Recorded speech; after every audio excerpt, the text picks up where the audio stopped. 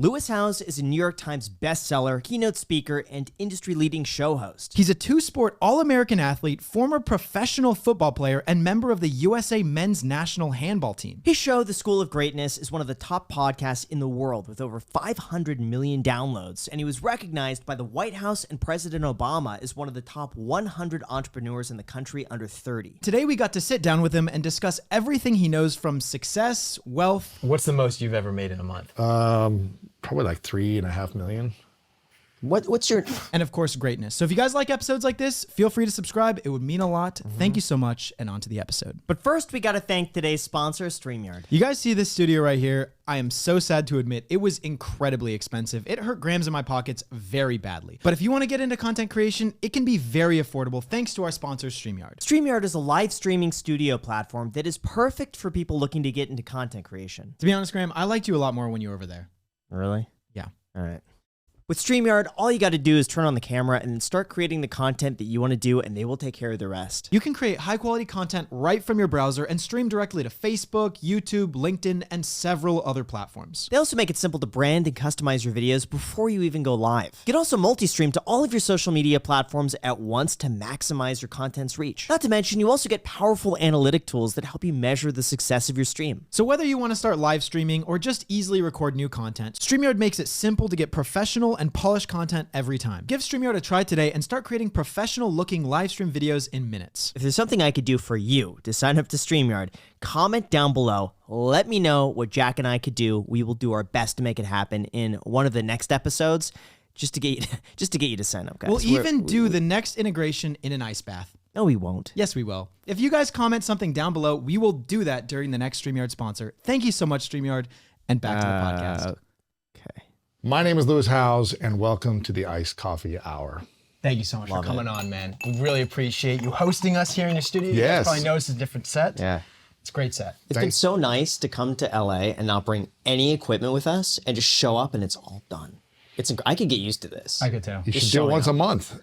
We could. Really should. really That's what he should. was saying Yeah. last night. That's what he was saying last night. We had this idea where, well, I had the idea. We ended up getting so much done, like brainstorming. We went out and I had a beer. He did. Wow. I had a you drink. splurged. He Jacked. never does. No. I can vouch he never does that. No, You never drink. I you never never drink. drank. You know, I've never been drunk in my life. Really? Yeah, You're 39 an years. athlete. Never been drunk. Never been high. Never done drugs. Why? Not saying that it's like, you got to do that. It's so many opportunities, man. It never served me, as an athlete, like you're mentioning. Right. Like I would go to kind of the college football parties after the games, and everyone was like keg standing and drinking, and I was just like, this is going to be my edge to make me better than my teammates. They're going to be hungover the next day. We have practice. I'm going to be able to perform better and get more playing time. So it was all about just the mental and physical edge. And will this make me a better athlete? Because there were so many people that were more talented physically, but I was like, I need to be sharper mentally. So that was what it was for me. Did you see results? Like it 100%. actually worked for Oh you? yeah, yeah. And the guys that were freak athletes, but were drinking and just like up late at night and partying, when I was going to bed and just getting up and working, I could see that I was emotionally and mentally sharper on the field, and it paid off over time. I've heard the culture has changed a lot in the last few years of that, because we were speaking with Austin Eckler, and he was telling us that like himself and everyone on his team is like so disciplined, and now like that's required. You Gotta be, can't man. you can't slip up at all. Yeah, you gotta be. So has this changed over the last few years from your experience? I think so. I mean, I stopped playing, 15 years ago. 2007 was my last game playing arena football, and even my teammates there, they were drinking a lot. It was kind of like the party vibe, but I just knew that my nutrition had to be dialed, my sleep had to be dialed in at that time, because they were all more physically gifted than me. So if I was partying and not sleeping well, I just wouldn't perform well at all. So I think now the competition is so much better.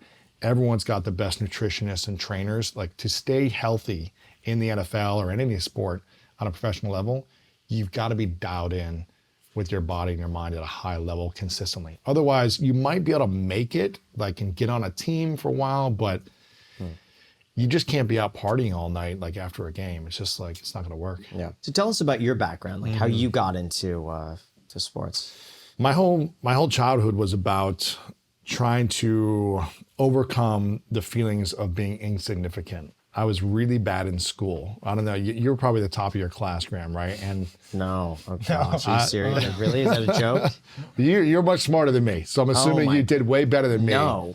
I was terrible. Really? Oh, yeah. I barely passed. Wow. I was in the bottom 4 every year of high school. Sounds like me. I mean, in my high school, they would rank you in our school on our grade card. That's humiliating. Exactly. So I was always in the bottom 4. And when I went to 8th grade, they had us started to do the standardized tests, and my reading test, I had a 2nd grade reading level in 8th grade.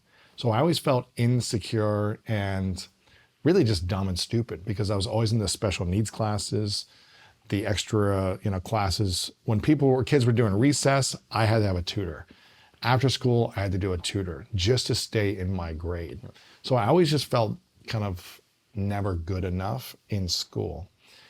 And I was also like this tall when I was like 11 years old.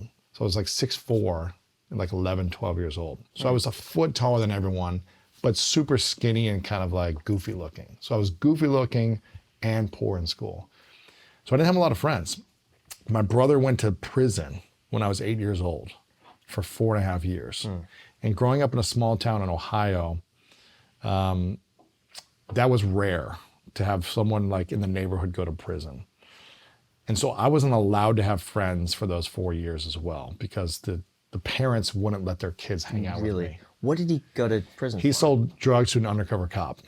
So he sold LSD to an undercover cop when he was 18 in college. And they sentenced him 6 to 25 years. That's a lot. Why was for his first offense? Because this was back in the late 80s when I think it was Clinton, like early 90s, late 80s, when it was about the war on drugs was a Reagan, big thing. right? No, I think it was, I can't remember. Late 80s, early 90s. But the war on drugs was like a big campaign. They were like, we're going to crack down on anyone doing drugs in America. And so for his first offense, he got 6 to 25 years. And he got out in 4.5 on good behavior. But it was really challenging to go at 8 years old to watch your brother in a prison. We were able to go once a week to visit him during visiting hours in like a kind of visiting room. And so that really shaped a lot of my childhood, was driving 2 hours on a Sunday to go visit my brother with my family and be in a room full of convicts and their families and hear the stories about what was happening in jail and in prisons. And then coming home and just dealing with the stress of it, having like a family member you loved and cared about being in jail. And he was young, he was 18, 19. So it was when he was in college. Did he feel safe in prison? Because I've heard these stories of just like crazy stuff. It was really scary to hear the stories that were happening, like people getting stabbed. Because he was in 2 different prisons. They transferred him after one. And this is the stories that I remember, and I might get some of it wrong, but I remember him telling me one night they were in a big room with like 100 guys sleeping in kind of cots, with a few feet apart. One night, someone like a few people down from him got like stabbed in the middle of the night with like a shank. And so he woke up to hearing screaming, a few people down. Yeah. So it'd be probably really terrorizing to try to sleep at night after you hear that. And then another prison, he had a cell with a cellmate, so it's like a little more contained. But I just heard crazy stories every week. And it was challenging. So I didn't really have friends during that time. I wasn't really able to hang out with other kids. I was really poor in school. And I was kind of tall, goofy looking. Eventually, I just started to, I had a lot of extra energy, and I was just like, I need to have some activities. So my parents put me in sports, and I started to get pretty good at sports. To the fact when I was about 13, I was, on varsity teams and all that stuff in high school. So I put all my energy into how can I be the best and get validated through sports, because school wasn't giving me the validation I needed, and I was very poor at it. And that's why I was so, as I got older in life, I was like, I wish school would have taught me the skills on how to deal with failure, the skills on how to manage my emotions, the skills on how to get into a relationship and manage love and connections, the skills on how to do a bookkeeping and accounting and my taxes and understand money. And that's why I created my own school. Because I was like, I wish they would have taught these lessons that I was neglected, I feel like, growing up. And so that was the early kind of childhood, was feeling very insecure, feeling like I wasn't smart enough, and also just I didn't have many friends.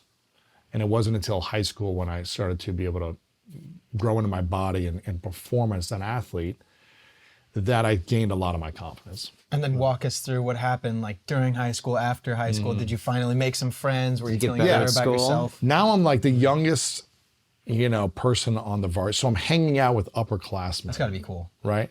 It's cool, but you're also still getting picked on. So it's kind of like I'm getting picked on in my childhood, then I'm better than the upperclassmen, right? But they still treat you like a rookie, and they pick on you and they make fun of you, even though they need me. Like I was needed on the team, but I was still kind of picked on. So it felt really weird when I was a senior, because finally I was like the oldest person and I had to learn how to be a leader as opposed to be kind of the younger person on the team. Yeah. But high school was just interesting in terms of I'd learned and developed a lot as an athlete. And then my whole goal was to, get a scholarship and play sports in college. And then ended up playing 3 sports in college. I was an All-American football player, an All-American decathlete. So I was an All-American in 2 sports in college. And I also played basketball for 1 year. So I played 3 sports in college. I transferred around multiple times to different schools. And my whole goal was to be a professional athlete. And so I tried out for some NFL teams. I wasn't fast enough. That's why I never had the talent. But I was willing to work hard, and I was willing to strategize, and I was willing to keep my mind sharp enough on the field. So I made it to, I got some offers to play arena football, which is you get paid $250 a week. They give you food stamps, and they pay for your apartment. But for me, that $250 represented so much more. I was like, I'm no longer an amateur. I'm a professional. Even if it was $250 a week. Yeah. I know you remember the first time you made $250 a month on a YouTube video, and you were like, this is unbelievable. I'm a professional, right? Yeah. I can buy sushi. And so car insurance too. Exactly. Like that. So $250 a week was huge. And I lived in Alabama, Huntsville, Alabama for 6 months with my teammates playing arena football. And we were doing, 14-hour bus rides, stacked with 3 people sleeping on top of each other in a bunks on a bus, going 14-hour rides to Florida, to, wherever it might be, to play these arena football games in front of 10, 15, 20,000 people, and just beating the crap out of each other for $250 a week. But for me, it was a dream come true. And the whole goal was to try to make it to the NFL. But I got injured my rookie year. I broke my wrist. You can kind of see the scar here. Nice. So they took a bone out of my hip. They did a surgery. They took a bone out of here. They put it into here. I was trying to catch a football. I was a receiver. Yeah. I was trying to catch a football, and I dove into the wall and broke my wrist, snapped it. Man. And I played 14 games with a broken wrist because it was my dream. I didn't want to give it up.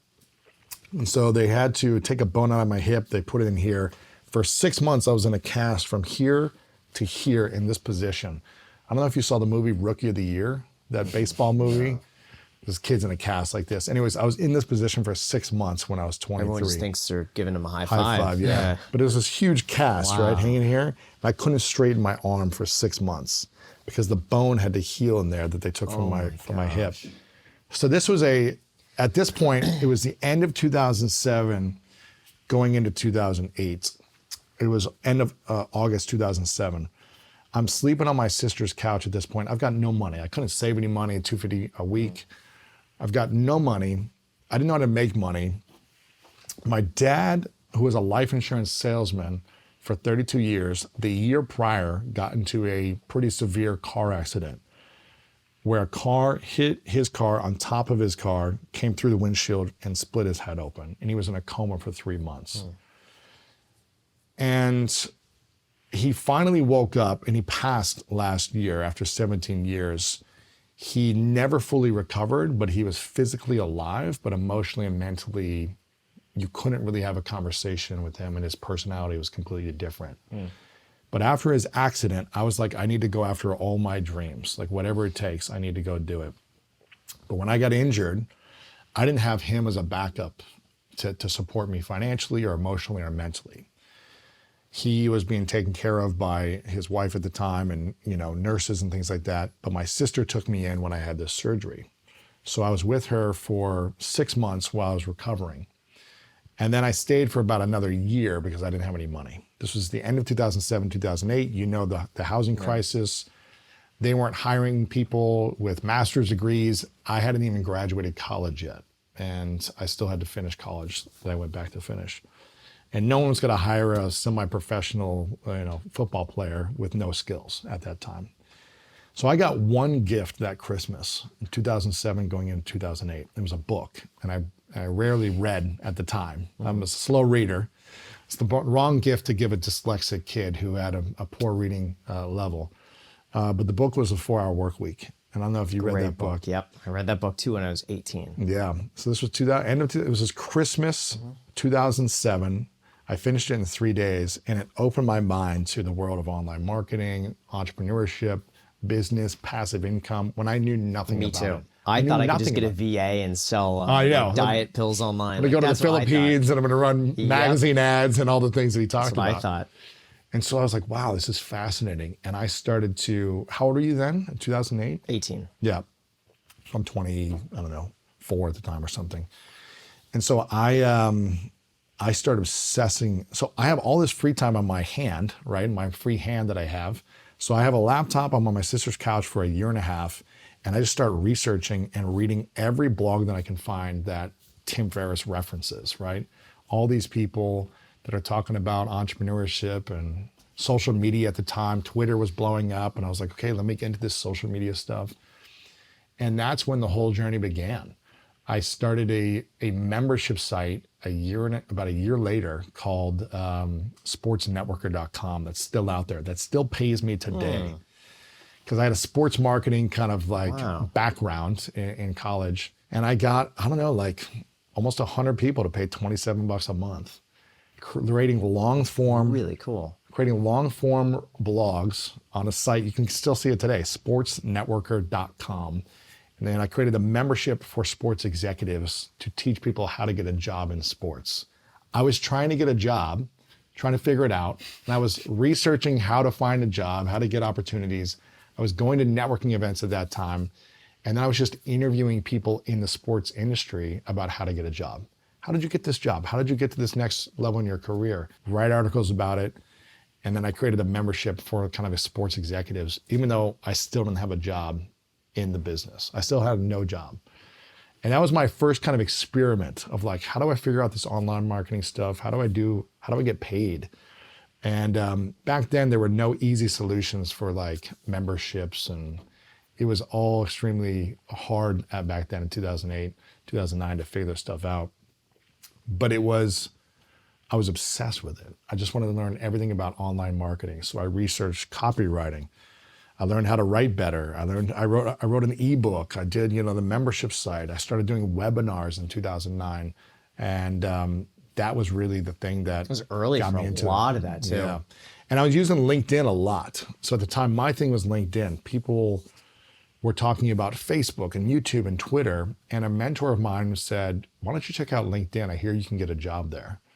And so I spent about 6 hours a day when I was on my sister's couch, networking with people on LinkedIn, building my profile. And then people would start asking me, hey, can you show me how to use LinkedIn the way you're doing it? So I started helping people for free. I started hosting LinkedIn networking events in Ohio. And I remember making $1,000 hosting a networking event. And I was like, I am rich. I charged $5 for people to get in the door of this kind of networking event at a restaurant. And tons of people showed up because in 2008, people were looking for opportunities. Yeah.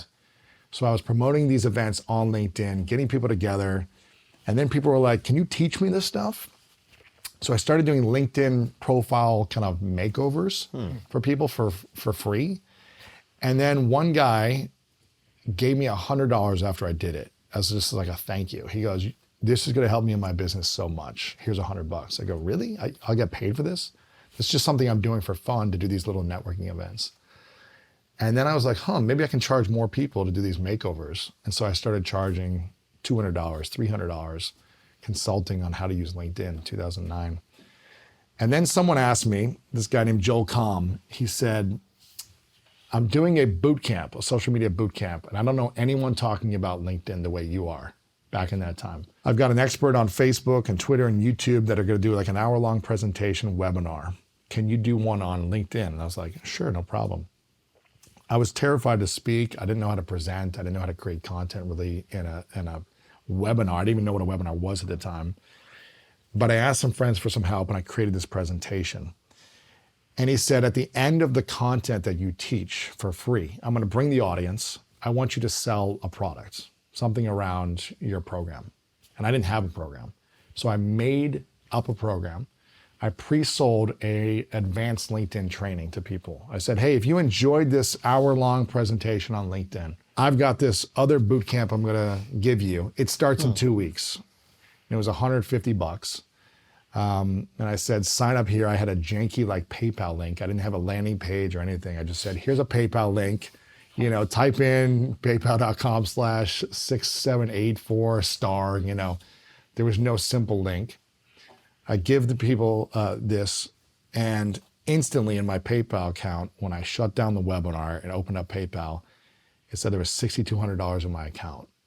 And I literally was like freaking out, screaming, running around the house. I was like, I am the richest man in the world, because at that time I was barely making anything. And it was kind of a breakthrough for me. I was like, wow, I've been doing these in-person networking events, making like $5 a person to come in, like really working hard to get people to show up in person. This guy just asked me to come on and do a webinar presentation to teach the thing I'm already teaching. Mm-hmm. And I gave the information away for free, and I asked people, if you want more of this type of training, here's a link to buy, and they bought. I was like, this is unbelievable. I could do this every day for the rest of my life if I'm gonna make $6,200 in an hour. Mm-hmm. Now, granted, I gave 50% of that money to the person who hosted it because that was our deal. But I was like, wow, how can I learn how to get my own audience to show up for these webinars, right? And how can I get better at these webinars? So I started using LinkedIn to promote webinars and building audiences with LinkedIn groups. And that really helped me. For the next probably 7 years, I did a webinar almost every week for like 7 years. And started making $10,000 a webinar, $20,000, $50,000 in an hour. And I just became obsessed, just like you were obsessed, Graham, with like, I'm gonna show up at any moment to anyone that wants to buy a house. Yeah. I'm gonna be there for them. I'll show 20 houses a week if I have to. I'll be at every open house. I'll meet everyone. You did that for years until you got like really big opportunities that came through. And I was just like, every week, if I just show up and do this, I can build my net worth. I can get off my sister's couch. I can have my own apartment and actually be, you know, responsible for my own life and not rely on others. And it just became an obsession of, how do I learn online marketing? How do I learn copywriting? How do I learn headlines? How do I learn how to offer more value to people? How do I learn how to package a program better? How do I learn better price points? How do I learn branding and design and now social media? I just had to learn all of it to drive awareness to a presentation for free and then offer people a program on the end. And that was, about 7 years of doing that. Two things. One, I love having podcasters on this podcast. Because it makes Graham it so easy. can probably agree. God. The way that you're able to relay that information, just like it dumbs it down, just like here's it's so digestible. I love it. Great job. Second thing, were you nervous when you pre-sold this thing that you didn't even necessarily have any like tangible thing that you were selling? I was terrified because everyone else had to come up with something. Everyone else had a program that they had already developed and were selling. They were all, I was a 23, 24-year-old bum, right? They were all like 40-year-old professionals, business owners that had just knew what they were doing. And I was just faking everything. I was just like, yeah, I've got a program. Yeah, I can do a webinar. Yeah, I've got a presentation for you. He goes, cool, awesome. Can you do it this date? I was like, yeah, I think I'm free. Yeah, okay, I can do this. But I was blogging about LinkedIn and kind of just commenting on every other blog back then. Blogging was a big thing back then. You were like 5, right? You were like 7 years old. And leaving comments was kind of like leaving comments on Instagram or YouTube on a blog back then. And people would see the comment, and they'd see the face of the image of the person, and they'd click on that, it would take you back to your site. And that was how you got traffic, by leaving comments on blogs. But you have to give a great comment with like feedback and suggestions. And I did that on YouTube to get my first 100 subscribers. And here's like 3 things that I would add to this, article that is additional content. So you're like, wow, okay, this person's smart.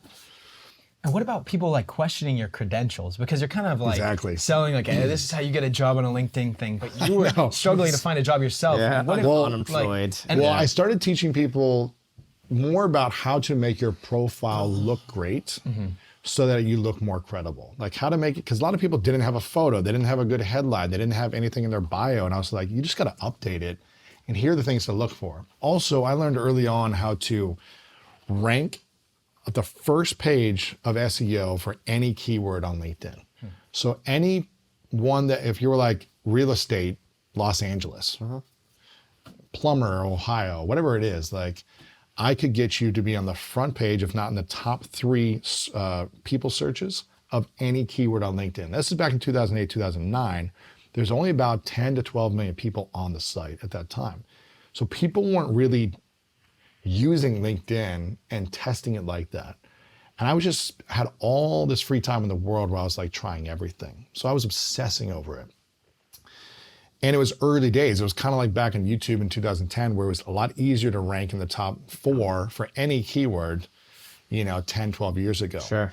So I was able to do this guaranteed with any profile for any keyword to get you on the first page, if not the first 3. So I was just teaching people, and here's what I did. I remember trying this on this first webinar. I go, because there was a live chat on the webinars, and I said, okay, what industry are you guys in? And so part of the presentation was teaching, the other part was actual live application. So I would say, I want you guys to open up your LinkedIn profile right now, and I'm gonna teach you a few things to edit right now that's gonna help you. And I think that was the difference maker, where most people were just kind of like, okay, here's how to, here's a presentation on something. I said, I want you to take action now and get results right now. So they would open up their profiles live on their end. I wasn't seeing it, but I could see their chat. And I'd say, what industry are you in? I'm in real estate, I'm in accounting, I'm a financial advisor, I'm a designer, I'm a web developer. I'd say, great. All these keywords that you guys put in, here's where I want you to put them. Here's where else I want you to put them. First, I want you to type it in on LinkedIn search and see if you show up on the first page. And none of them would. I said, okay. Now I want you to add these things and edit it. And I would walk them through on my profile. You're to go right here, you're to click edit. You're gonna go here and type this in. So I would show a live demonstration. Then I would say, I want you guys to do this. And the comments were just people freaking out because they were all like, I'm #1 in the world on LinkedIn for realtor, for money advisor, for video editor, whatever. And they were just in awe of the live results that they could get from just a couple things that they got for free from this presentation. And I think that, as opposed to just like, okay, go through a program, watch something and take some notes, and then now you have this wisdom, they got results right then. And that's what I think people were like, oh man, if I could get results from this free thing, then I imagine what the advanced thing would be. Yeah, sure, I'll sign up for this training. So I just took the opportunity. It was an opportunity. Just like you said with the Oppenheim group, like you got to learn from people. They took you under their wing, that you got to hear how people talked about it. This guy kind of brought me under his wing, Joel Comm, and he said, here's an opportunity. Can you present and do this thing? And it was an amazing experience. But I was terrified before the webinar. Terrified. I was like profusely sweating. I was like nervous. I was like freaking out. I remember it took about 20 minutes.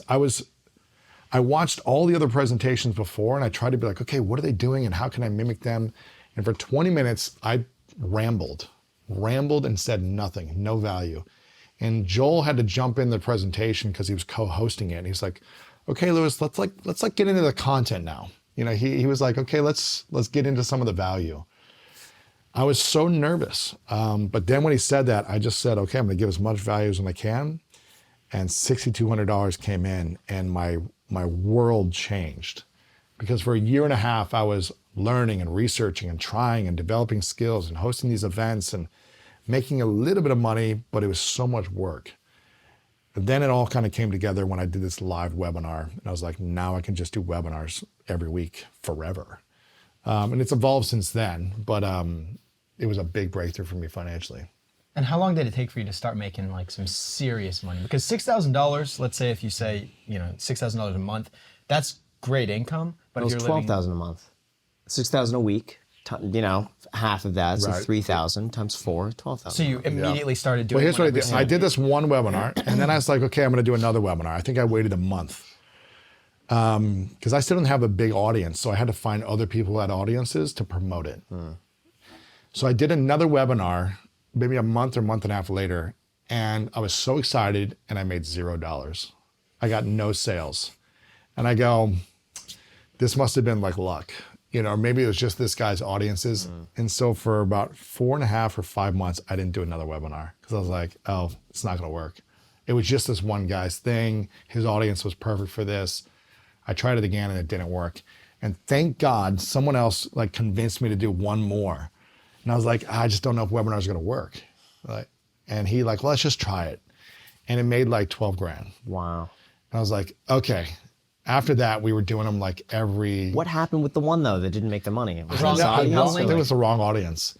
Yeah, imagine you put the wrong link in there. Just It's like just a star. No, it was like the wrong audience. Someone else was like promoting it, but the audience wasn't really the right fit for it. Sure. And so we had all these people on. I don't know, maybe it was only a couple hundred people on, and no one bought. And I was devastated. I was like, oh man, I suck. I'm not good enough. Like, it was just luck, or this other guy told people to buy, or whatever it is. But then, thank God, a few months later, I did another one, and we made like 12 grand with another guy I did it with. And I said, let's just do this every week together. Let's just try to do this every week and replicate it and get better at it. And we did that for a couple of years together. And then I just started doing it on my own, and it grew from there. But you had to create a course at some point, right? I created a course. So what I did is I pre-sale. recorded that live training. So I delivered this kind of like 4-week boot camp where I would do like a 2-hour training once a week for 4 weeks. And then I just recorded that. And then I put a design around it and I sold that over and over again. Got it. Then I redeveloped the whole course into something, a little more better and pre-recorded and things like that, as opposed to like a live training recording. So in 2010, I started making, so 12 years ago, I started making courses. Now they're everywhere. But that became one course on LinkedIn. And then I did that for like a year. Almost every week for a year, I was just doing this like free teaching on LinkedIn, selling my course. And the first, I started that at like the end of the last 6 months of a year. We did like $500,000 in sales for the first half of the second half of the year when we started it. And then the second year we did like 1.2 million or something, just selling one course over and over again every week. But now, if you keep selling the same thing, doesn't eventually not everyone You got to could find rank new in audiences. but not everyone could also rank in the first page. So isn't it like But you're then it was teaching like- people how to compete with each other, and then it's like nobody ranks in the. No, because then it was like, okay, cannibalizes itself. real estate, Columbus, Ohio, realtor, Los So you Angeles. just get more and more niche. Yeah, exactly. More and more niche. But then it was also, okay, now LinkedIn's adding events and LinkedIn's adding this. So how could you use the tools that they're bringing into LinkedIn as well, teaching that stuff? But then people were like, hey, you've helped me so much on LinkedIn. Can you help me with Facebook? I was like, well, I don't really know Facebook that much, but I can learn it or I can find an expert. And they were like, can you help with YouTube? And I was like, well, I'm not really using YouTube that much, but I found the expert. So I started publishing other experts' courses and selling their courses. So we would create the content, we would record it for them. They would create the content, we would develop it, record it, package it, and then sell it. And we'd split the profits. So I started kind of being a publisher of courses and like all social media types of content. And that was the next few years. Yeah. But then I kind of got burnt out from just getting on a webinar every week and talking about how to upload a photo to your LinkedIn profile. And I was like, I'd done this for years and I'd saved enough money where I was like, I had a couple years to live off of maybe, right? Do you know how much that was? It's probably about a couple $100,000, $200 to $300,000 range where I was like, and I was living pretty frugal because I didn't want to go back to being broke on my sister's couch. Yeah. So I was like, okay, I've got enough money. I don't really spend that much, maybe on travel, but I had a very small lifestyle. And I was like, what do I really want to do with my life next? This helped me get off my sister's couch. This gave me, I was able to accomplish some goals here. I was able to make some money. I learned a lot. I met some people, but I don't want to be teaching LinkedIn for the rest of my life. I was like, I really love interviewing people. So in 2012, I was like, podcasting was starting to be talked about as like a little word. And I knew a couple people that had podcasts. And so I called them. I just moved to LA. I moved here for a girl I was dating. The day I got here, she broke up with me. What happened? Like, how long had you been dating prior how'd to you that? meet her Like, too? Maybe 6 months we were dating at that point. Yeah, I met her. When did I meet her originally? This was so long ago. I met her at an event through a friend. And then we were kind of doing the long distance thing back and forth. I was in New York City at the time. She was in LA. She had just moved from New York to LA. And she had said, after a while, we were having a great time, or at least it felt like that. And after a while, she was like, I don't want to date long distance anymore. I want to be in the same city. And at the time I was like, I can do webinars anywhere. I can come out here for 2 weeks a month. I can be back in New York, but I was loving New York City at the time. And I was like, why don't I just come visit, 2-3 weeks a month, but I stay in New York? And she was like, no, I really want your stuff to be in LA. I want to feel like you live here, right? Like grounded in LA. okay. And I was kind of frustrated by that. And I was like, well, but we were having a good connection, or at least it felt like it. And I was like, you know what? I'm young, like I can do whatever, I can be flexible. So after a few months of her saying that, and she was like, listen, it was kind of getting some tension because she was like, I really want to be in the same city with you. I don't want to do this long distance anymore. I was like, okay, let me try it. I'll come out there, I'll get an Airbnb for a couple of months, right?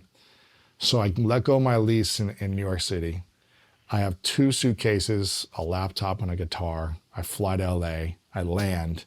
She gets in this fight with me and breaks up with me, like within 30 minutes of landing. Okay, what was the fight about? This is the thing. The fights never made sense. It was just kind of like she self-sabotaged it. She self-sabotaged it.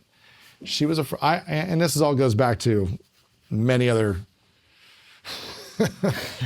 things of me choosing in the past women based on a wound. So I used to choose based on a wound, not based on alignment and values.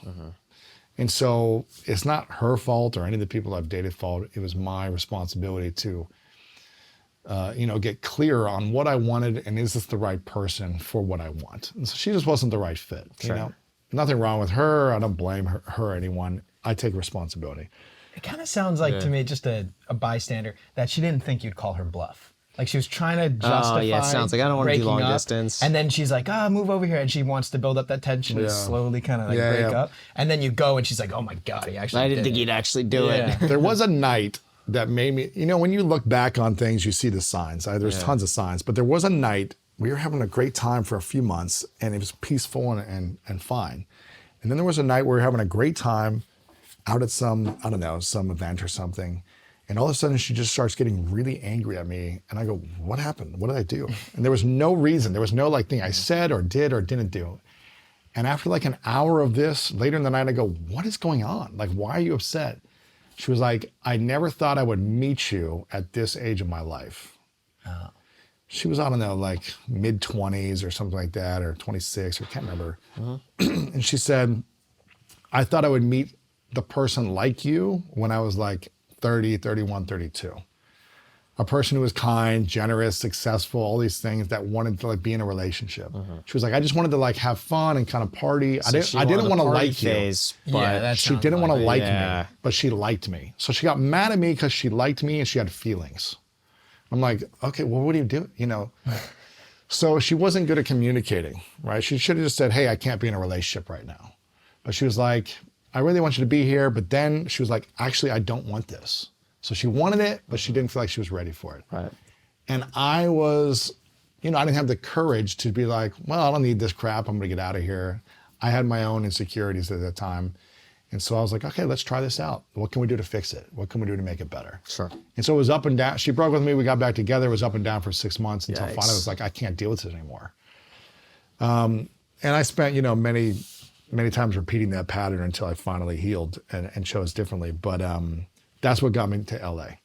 And so wow, so you owe her a decent amount. What happened afterwards? I wanted to where did you leave. I was stay? miserable for the first year in LA. I was like, screw LA. How did you stay for a year? Well, I remember saying after I was going to try this out with her, I didn't have a place to stay. I was living in an Airbnb.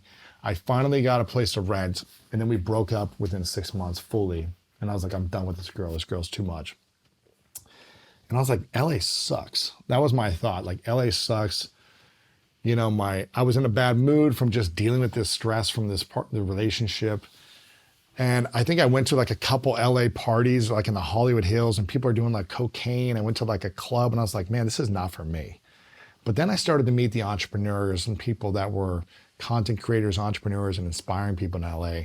And after about a year, I started to really love everything about it, the lifestyle, the weather, you know, just everything about it, the people, the food. And it took about a year and a half where I was like, okay, this feels good now. But I think it was just going through the emotional stress of the relationship and moving from a city that I loved and the energy and the grit to like a different lifestyle. So it was during that time where I was like, what do I want to do? I don't want to do these webinars anymore like this. I really want to start interviewing people.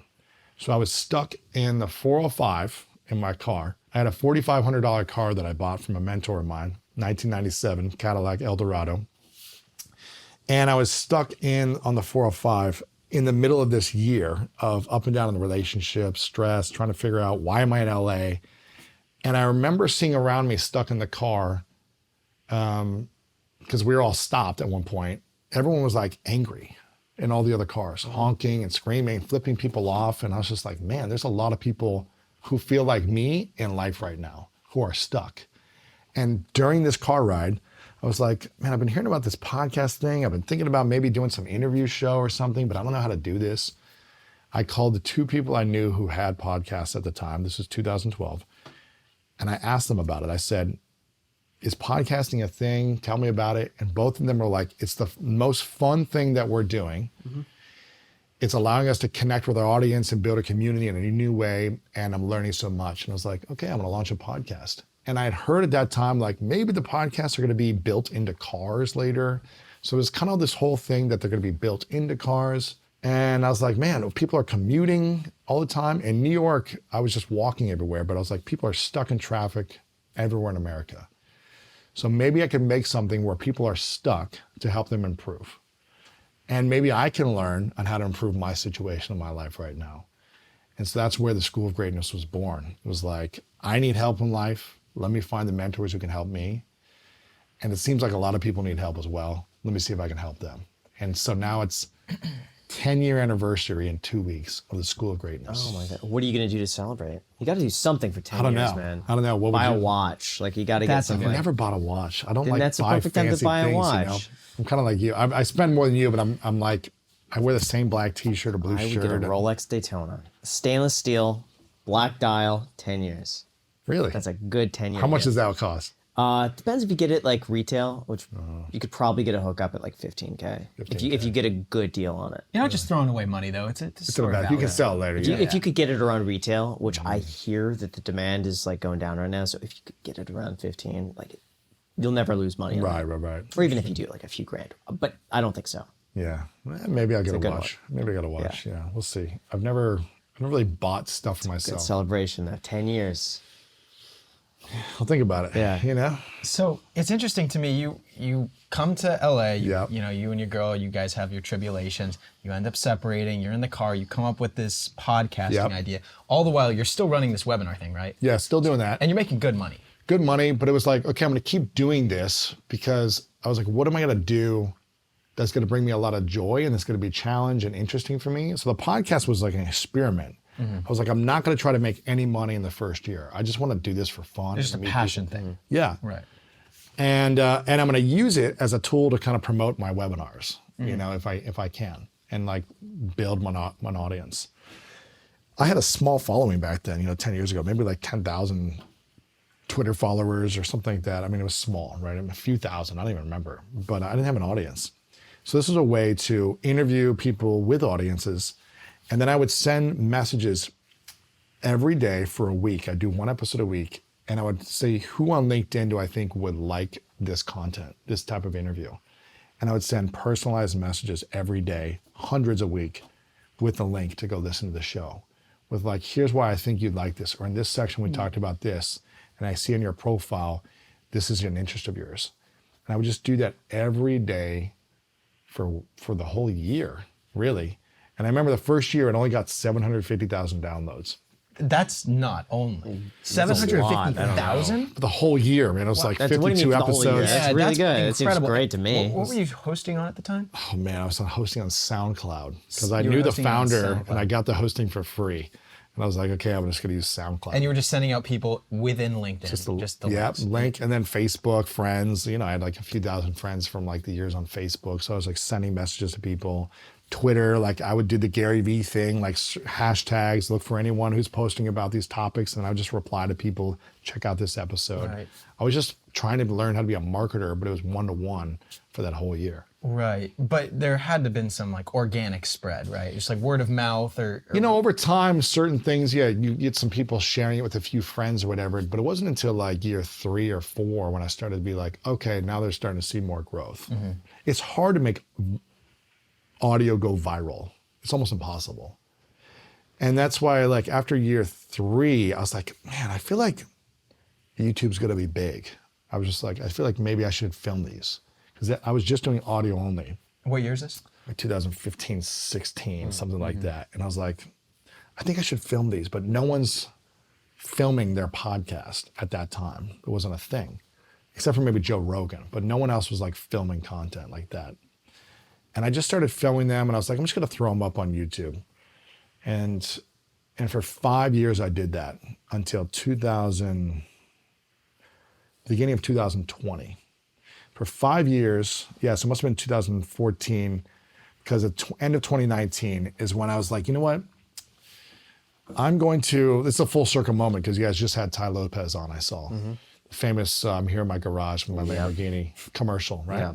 He said that in front of us, by the way, and we both Incredible. were like, It's like, man, yeah, silence. goosebumps. It was like that. You're like, wow, this is It iconic. just was in front of us. Like I heard that Yeah. direct from the source. That was so cool. So I remember seeing that and a lot of other kind of get rich quick, ads on YouTube around, when was it? 2014, 15, 16, like Probably. kind of around those time, right? Yeah. And I was like, I'm going to put up my YouTube videos, my content. I'm going to do it for free. I'm not going to have advertising on there. I'm not going to run any ads. And I did it for 5 years. And then I thought to myself, can I make any money if I turn these ads on? Let me test this. The end of 2019, I tested it on a few videos. Like, I'll just turn it on, but I don't want to rub people the wrong way. If they're going to be mad, if there's like an ad in the beginning, I just wanted to help people. And I think in the first month, I made like $5,000 on like a few videos. I was like, it's not nothing, it's something, but it wasn't like my course business was still making a lot of money. Can you say about how much it was making? Probably like $4 million in just like course sales in 2018 or something. And then what's your Per profit year? on that? Pretty high. It's like 80% probably. 80%. So you're making a profit, ton of money. million. So like 3 million plus a year. Yeah, and I had a small team, like 5-6 people. But we're in California, you're getting taxed a lot. And, Okay, so stuff. 1.5 take home maybe basically something after like that. tax. Yeah, But you're 1.5. making a ton of So money. $100,000 a month really after tax. But also, like you, I'm showing up every week, Yeah, sure. grinding, Right, doing right, these live presentations, saying, it's just like, it wasn't this like rewarding feeling anymore. It felt like a lot of work at that point. Whereas the podcast was like, this is the thing I'm most excited about. It's like effortless. It's the thing I love to do.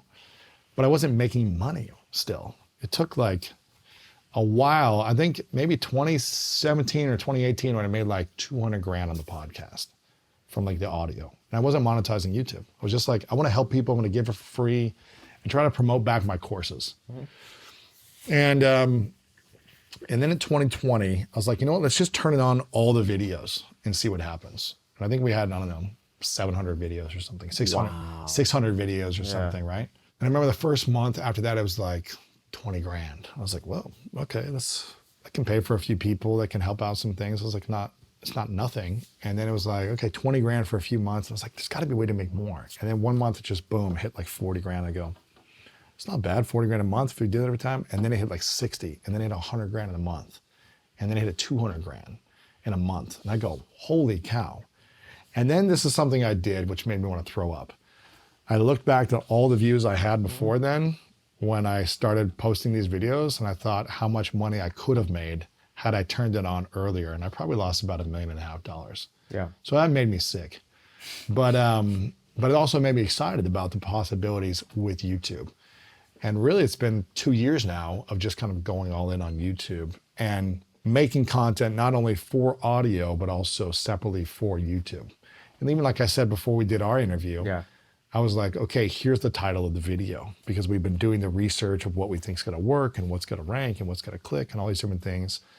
And we already know the title. We already know like what's going to go in the thumbnail based on the data, right? So it's not doing the interview and seeing what happens.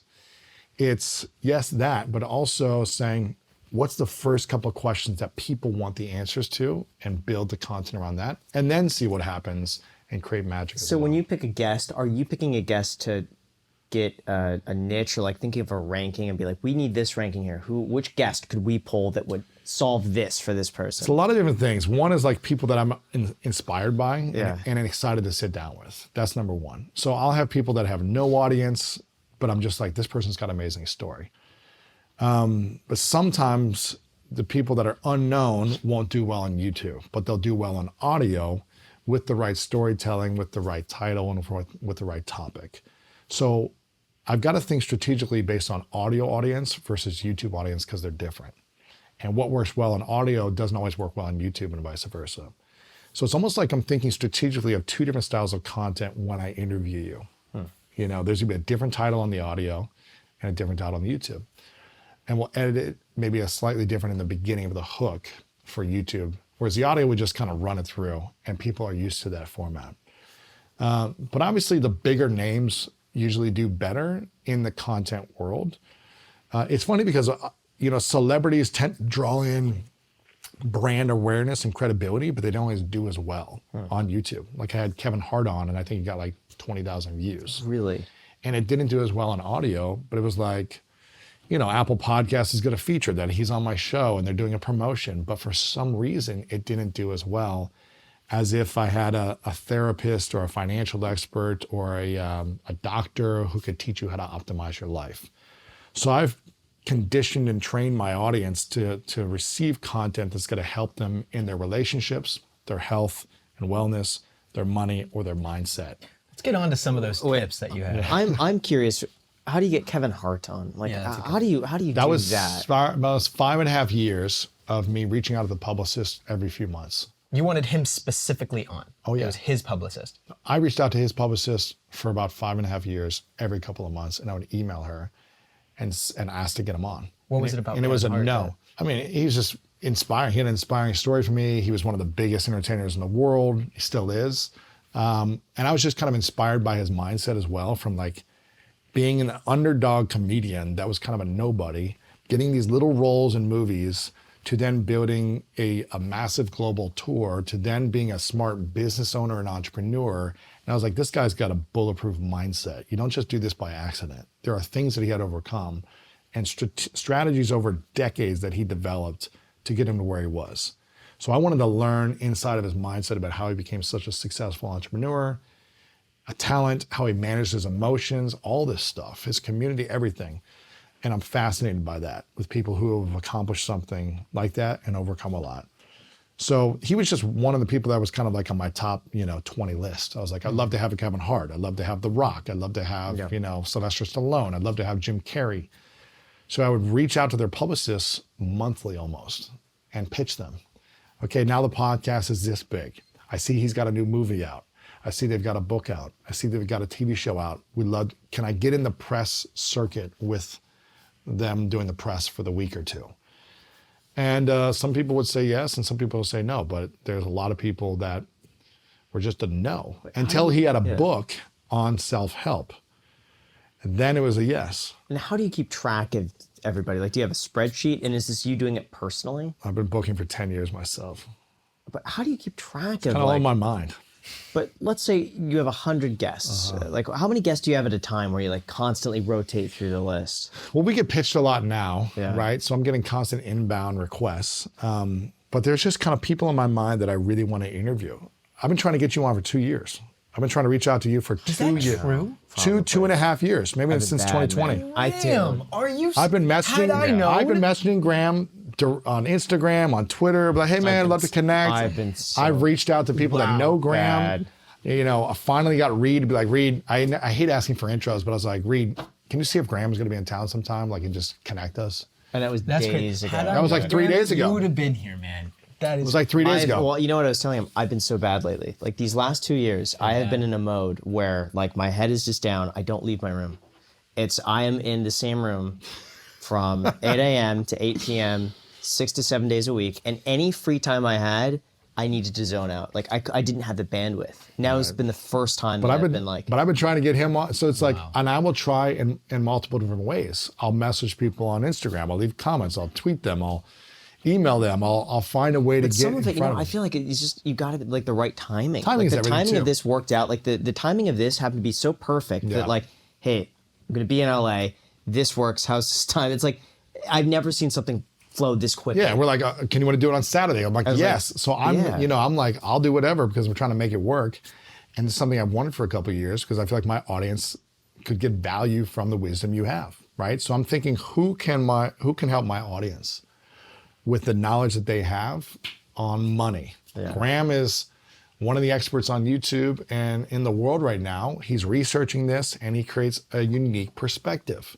Just like a billionaire has their unique perspective, which I've had, 7 or 8 billionaires on. So it's like, I'm getting different perspectives of people that I think could reach my audience and also bring in new audiences and then serve them in their relationships and serve them in their health and serve them in the different areas of life that could help them, their mindset. And so, yeah, I messaged him for, I probably messaged him like 5 to 7 I'm times. worried about, like, You what's gotta in get my- an assistant, man. You really do. I barely read DMs, like very rarely. Every now and then I'll kind of scroll through, but it's like usually I don't take it just like- personally. It's just, but that's the game I play. I'm just like, okay, I got to constantly follow up. Just like you said in our interview, one of your keys is never giving up. You would show up at a listing or an open house, whatever you call it. Anytime a buyer was interested, you would show up Sunday morning, Saturday night, Friday. You're like, okay, I'm there. And so I just do that with people over the years. And I'm like, eventually they'll say yes. Maybe it takes 5 years, but eventually it'll work it out. And like you said, it's timing. Kevin Hart was the right time. And my audience was bigger at that time, so it made sense. You're in town right now. So we're just like, I happened to text Reed and I said, hey man, can you make an intro at some point? And he said, yeah. And then you responded and you're like, I'm in LA. Like, let's make this happen now. So it's just being available too when the timing's right. Now, for someone like Kevin Hart, though, what's the process like? Because I can imagine he has a whole team behind him who's so strict about what goes out. I think one of the reasons why it did fine. I just thought it was going to be even bigger than it was. And I was so bummed because we had booked it months in advance and then it was supposed to happen like March 16th of 2020. But then that was like booked months in advance. But then that was the week COVID happened, right? My birthday was the day, that was March 16th. Was that Monday. Everyone was like, okay, don't go into the office today.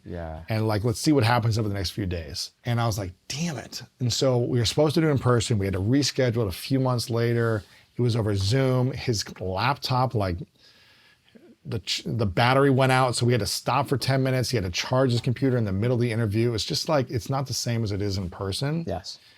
So the connection, the intimacy, the relationship. So it was just kind of like a weird timing of everything. It was COVID time. It was like, it was still great and it was awesome to connect with him, but it wasn't in person. So I didn't get to build that intimacy like we're doing now. So like you said, timing. Timing's a big Part of me thing. worries that we want to get on like a different caliber of guest, and I think actors would be fantastic, directors I think would be great, billionaires, Sports players, billionaires. athletes.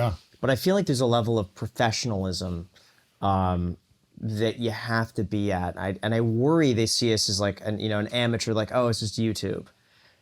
How did you bridge the gap between like, oh, he just does webinars to like, this is a person we should take very seriously? I had to reinvent myself very thoughtfully from the internet marketing world that I was in, which was a lot of people were doing, I would say, not shady things, but not high level quality stuff. They were more like, how do I get as many people to sign up for my thing? And how do I, their landing pages were kind of ugly and just like all like headlines with yellow highlights. And it wasn't like clean and aesthetically pleasing. And so I early on was just like, I want to become a master of branding and design. I want to look mainstream. I want to look mass media, not internet marketing. So in 2012, 13, 14, I started investing in like a lot of money in a makeover for my website, like personal brand design. Yeah. And I think I put like 25 grand into like a design, but I was like so thoughtful about finding the exact designer that I wanted and having it look a specific way. I hired a photographer to do like this elevated kind of like GQ magazine shoot. I was like, I need photos that look like what celebrities do on my website. And I need typography to be exactly like what Mac is, you know, and Apple and all these different things. I need everything to be elevated beyond what the other people in my industry were doing. So I was just like, I want it to be different. A friend of mine early on said, different is better than better. And just being able to stand out and be unique. Because I knew I was never going to be smarter than any of my colleagues, more talented, have more experience than anyone. But I was like, I think I could share things from a different perspective and I can make it look unique. So design, photography, video was something that I leaned in early, where a lot of the people in the internet marketing space were not doing. They were really good at making money, but it didn't look pretty. And so that's something I did early on, was to try to reinvent my personal brand to look different than others. And then when I got into podcasting, early on, before a lot of people did, I had a lot of relationships from just the years of internet marketing that I was able to get people on early from those relationships I had. But getting the bigger guests was challenging because I had to constantly find the angle that would serve them. Not about what's in it for me, but what's in it for them. So I was building relationships with Apple Podcasts, and I was like, hey, if I get a big celebrity on, can you feature it on the homepage? So early on, I was able to get featured a lot. And so I could use that leverage and say to someone, Tim Ferriss early on, that I was like, hey, I want to get you on. But he was like, who are you? You're nobody, you know? I was like, hey, I'm going to get you featured on the homepage of Apple for a whole week on the top carousel. How could you guarantee that, though? Did you have something I had a relationship. With Apple? I had a relationship with them. I went up there. I met someone at Apple at an event back in 2012. And I went to freaking the headquarters in San Francisco. I flew up there and I met with, it was a small team at that time of podcasting. It was like 4 people. And I built a relationship. I said, and they used to, you know, back then, just like they have now, they have the rankings, the top 200, the featured categories, all this stuff. But there was no competition back then. So I was like, if I get a big celebrity, will you promote this? And they're like, sure, just if you tell us in advance who it is, we'll let you know. So I would give them a list of names, like, hey, I'm thinking about booking this person, this, and would you feature it if I can get them? And they'd say, yes, yes, yes. And so I would tell them, hey, I've got Apple that says they will feature you. I know you've got a book coming out. I could also do a webinar to my audience to sell your book. And I'll probably sell a few hundred copies. Or I know you got the movie or the TV show, whatever. Like, I'll do whatever to push it. So I would send this whole kind of pitch letter of how I can offer value to them in 45 minutes of their time of giving me an interview. And then one interview gets another interview and gets another interview and builds credibility. And then I wrote a book, my first book in 2015. I was like, I need to break through into more the mainstream. As opposed to just being the webinar guy, I need to start doing things and packaging my content in a way that's more mainstream available so that the media will want to interview me. 2015 was kind of a breakout year because I wrote a #2 New York Times bestseller. And I got a lot of press and media. And for the next couple of years, I was on Today's Show and Good Morning America. And I went on Ellen DeGeneres' show twice and got on, you know, ESPN and sport. Like, I was everywhere in the press. And I started going to a lot of these kind of networking events and social media conferences leading up to it. And I would just find the journalists and I'd find the reporters at all these different TV networks. And I would just say, how can I help you? I remember I got a spread in Details magazine with Gary Vaynerchuk and Seth Godin, and then me right in the middle of this like big, you know, spread in Details magazine. And I would just leverage one piece of press and build a relationship with the journalists and say, what is the story you're looking for? Who do you need to meet? Who can I introduce you to? And it just became like, I'm going to connect with every journalist and help them as much as I can with their problems, and then pitch them a story that might make sense with what they're looking for about what I'm doing, what I'm up to, my book, or something like that. And so my whole 10-year career has been about how do I add as much value to people as possible before I ask for anything. And really, how do I never ask for anything, but people feel like they just want to help because I've given so much to them. And that's been the journey. So 2015, I kind of broke through in the mainstream media more, got some opportunities. Then I pitched a show to, I had a talk show on Facebook, the first show on Facebook, Watch. I had one of their first shows. Wow. It was a talk show called Inspiring Life. 6 episodes. It was a lot of work. It took about 1.5 years to develop and produce, and I did all the rounds in LA and all this stuff. And then right after it ended, another show came out called Red Table Talk. And they were like, hey, we're gonna go with this talk show over your talk show. And so, which is funny because I was just on Red Table Talk like a month ago.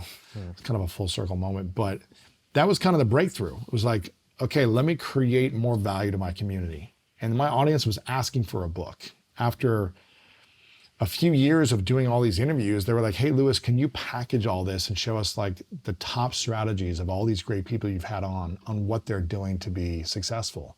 So I was like, yeah, okay, I'll put it in a book and give it to people.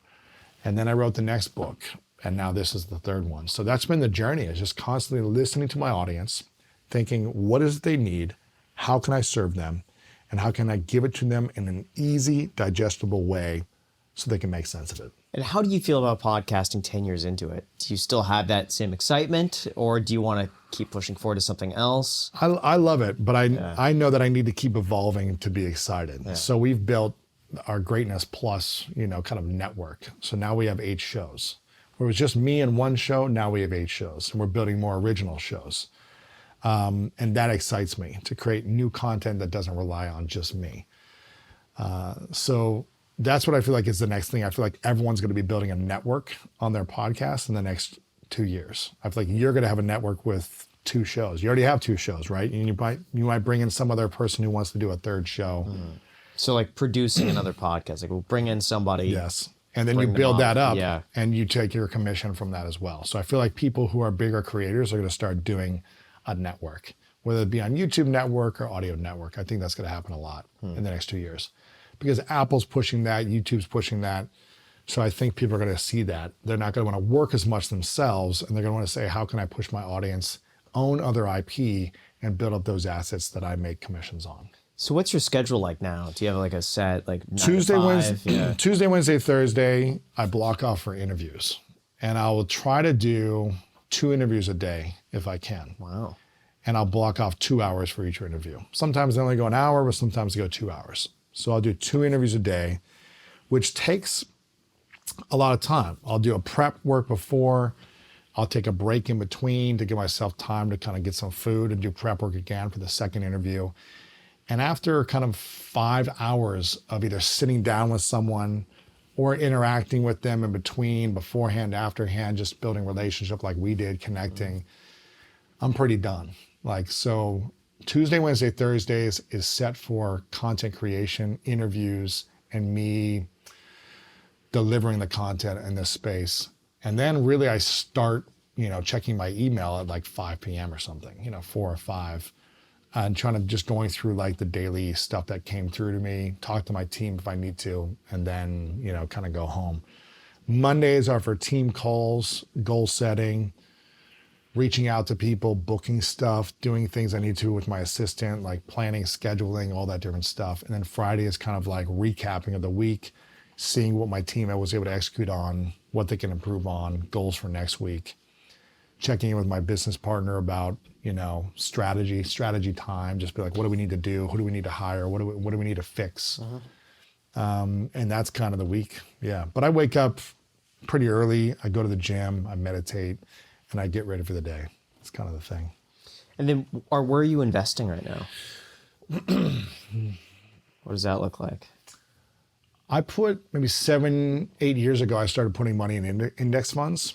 And I don't do it daily like you do, like the $5,000 a day. I think it's a smart thing. I was just putting chunks in of like 50 to 100 grand at a time, quarterly for many years. I stopped putting in there a couple of years ago, and I just kind of let it sit now, the index fund. I have a little over like 2.3 million in real estate funds, mobile park funds, and apartment funds with different people. And then the rest of it is in my business and in investing in my skills.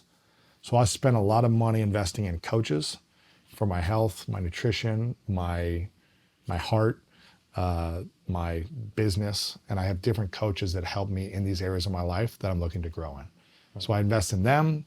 I have it in the index funds. I tried to do individual stocks a little bit, and I just lost it all. Sure. You know what I mean? I just tried. It's kind of like you with Robinhood. Yeah.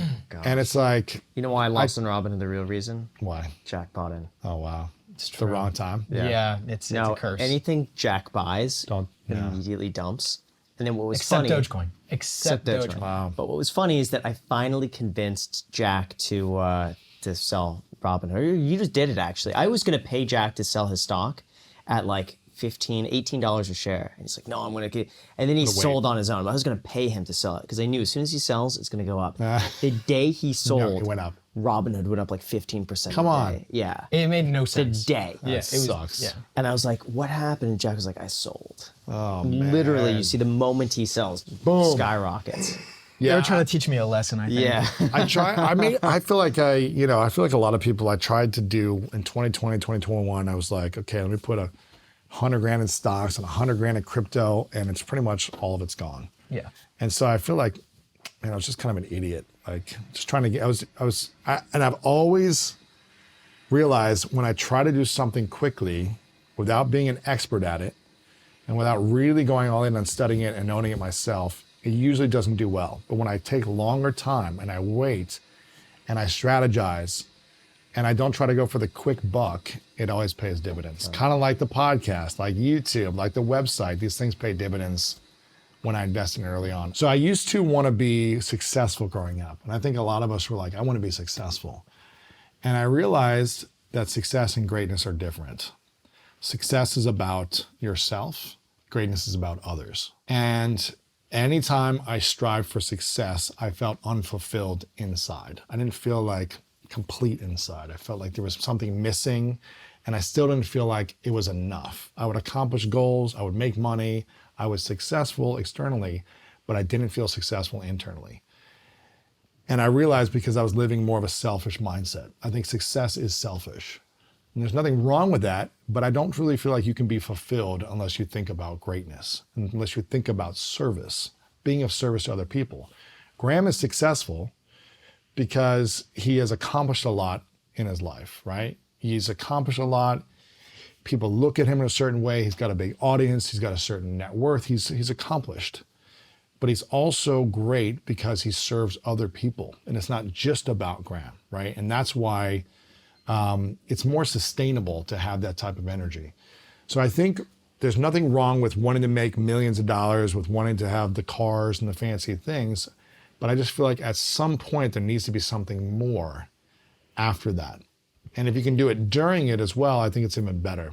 So I got into just thinking about 10 years ago, how can I give back with my time, my money, in ways to serve people as well, through charities and through just like showing up in other ways. And it has brought me so much more inner peace as well as financial prosperity in the process. How has your relationship changed to your philosophies about like work and fulfillment? Because you said you're moving right now. Yeah, we put an offer on a house, and so it's got to go through inspection and make sure everything's good. But so my relationship with work or my relationship, what do you mean specifically? With the girlfriend? Graham loves talking about this. Yeah, I like This is his relationship favorite talk. So how is my relationship in terms of, in what way? How's that evolved your mentality? After the last relationship ended, and it didn't end well, it was like 5 months of therapy trying to make it work, and it didn't work. And I finally ended it. Why didn't it work? We didn't have the same alignment. It takes me a long time to learn something. You know, I feel like you and Graham probably learn things pretty quickly. It took me, 15 years of repeating the same mistakes over and over again until I finally learned this. So after the last relationship, I realized that, it was always me choosing people based on a wound as opposed to based on being healed in that wound. So I was always had something that I needed to feel like I fix with someone else, as opposed to just saying, I'm good, I don't even need a relationship, I'm happy with who I am.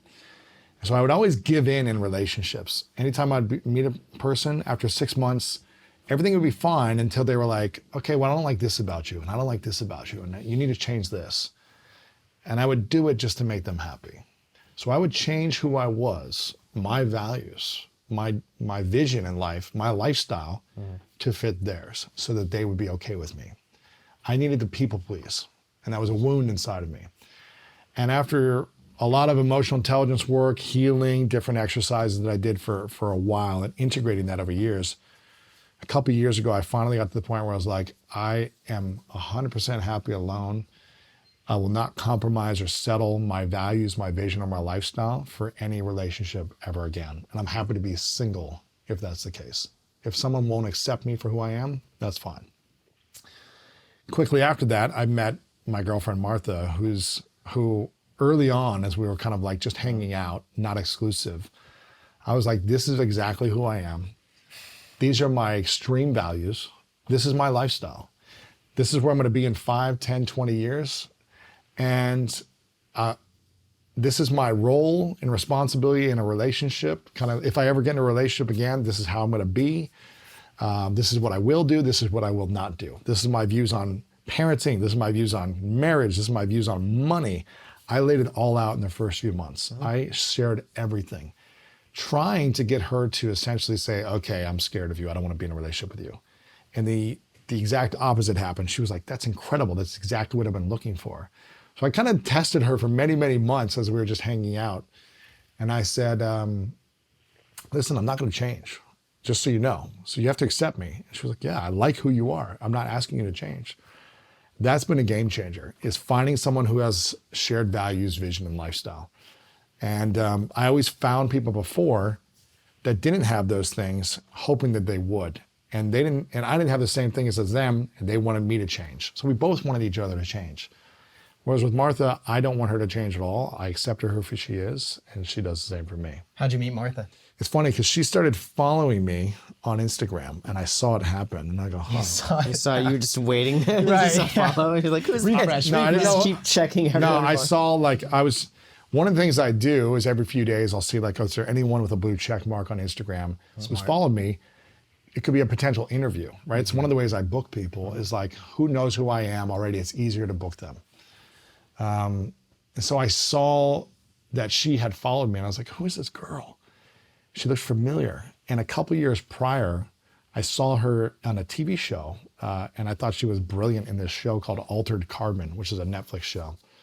And she was one of the stars in that show, and I was like, man, this girl's really magnetic on screen. But I never thought I would date an actor being in LA. I was like, I never want to date an actress. They're all high maintenance and dramatic and all these different things. So I saw she'd followed me, and I just followed her back, but I never messaged her. And it wasn't until about 6, 7 months later where I just replied to one of her things that she was sharing on her stories. And we ended up connecting in person. She was like, hey, I hope you're doing well. And I was like, yeah, I hope you're doing well. I'd love to meet you sometime. But I wasn't trying to like date her. I just wanted to meet her because I thought she was inspiring. And I asked her, how did you find me in the first place? Because I saw you followed me. And she goes, oh, I was watching an interview of yours on YouTube with this guy, Dr. Joe Dispenza, who's big in the neuroscience meditation world. And she was like, I'm a big fan of his work. And as I was watching him, I noticed you, and I was like, he's asking interesting questions. I like the way he is, and this and this. So she followed me from an interview. She saw me on my podcast, and we connected that way. And so thanks to Dr. Joe Dispenza for being on the show. That's so cool. Yeah, and we just went to his meditation retreat like 2 months ago together. Wow, it's just fun, like a full circle moment. So you said you shared some of your extreme values with her. Yeah, What are some of those? I said I would never change a diaper. That was an extreme It's not a value, it's more of like a role and responsibility. Sure. Yeah. Why don't you want to change a diaper? But it's not that big of a it's deal, not it's just a diaper. It's not about the diapers. It's about the expectations that I feel like some people have right now in relationships where they just don't communicate before getting married or before having kids what roles and responsibilities each partner plays in the relationship. And so I said my values are extreme honesty and integrity, right? That doesn't mean I've always been honest and integrity in the past, but I was like, this is what I want, and this is what I'm creating. And I want extreme trust. So I'm never gonna be, I said, I will never get upset at you for who you are. You living your life, if you are in integrity, if you're honest, if you live your life, if you're acting and you're doing scenes with people, and I knew she was an actress and she'd done kissing scenes before, right? So I know this is possible in the future that she might be doing kissing scenes. And so I had to ask myself, would I be jealous or insecure if she did this in the future? Because I don't want to change her. I want to accept her. And I was like, no, I won't be jealous or insecure. I'm confident with who I am. I understand it's art. It's an expression. It's not. And so I said, I will never get upset at you. I accept you and I trust you. If you are out of integrity, if you lie, if you cheat, that's on you, and we'll just end it. Like, but I don't need to be worried. I don't need to be stressed or insecure. And I want the same level of respect with me. I'm gonna be traveling. I'm gonna be speaking. I do events. There's women that are around me. I need full trust, respect, and acceptance of who I am and my lifestyle. Don't tell me that I can't travel and do events anymore. Don't tell me you don't want me speaking on stages. Don't tell me you don't want me interviewing certain people. Like, don't change who I am and my vision. You gotta accept me. Otherwise, we're just not the right match, and that's okay. We can just be friends or not. But this is who I am. I'm not asking you to change your lifestyle, your vision. I want you to accomplish your dreams. Now, I hope that you just make wise decisions and pick certain roles that maybe you're not doing something too like whatever, but you know, I trust you. And so that was good. And then it was just about like, you know, money stuff, relationship stuff, family stuff. I was in previous relationships where I was expected to be around their family almost every weekend for family activities. And I was like, I need time to like just relax and recover and just rest.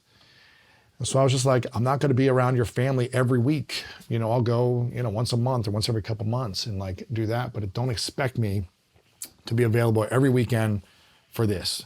Don't expect me to play this role. I was like, a team does well when each individual knows their roles and responsibilities. If I try to be the point guard on a basketball team when I'm actually really good at being a center or a power forward, I'm never going to do that role that well. When you ask me to do 50% of the role of being a point guard, I'm going to do a poor job because that's not my skill set. But put me in my position, put me in my role as a partner, as a father, as a husband, whatever it might be, I'm going to play that role the best. And I'm going to give it 100% to the relationship.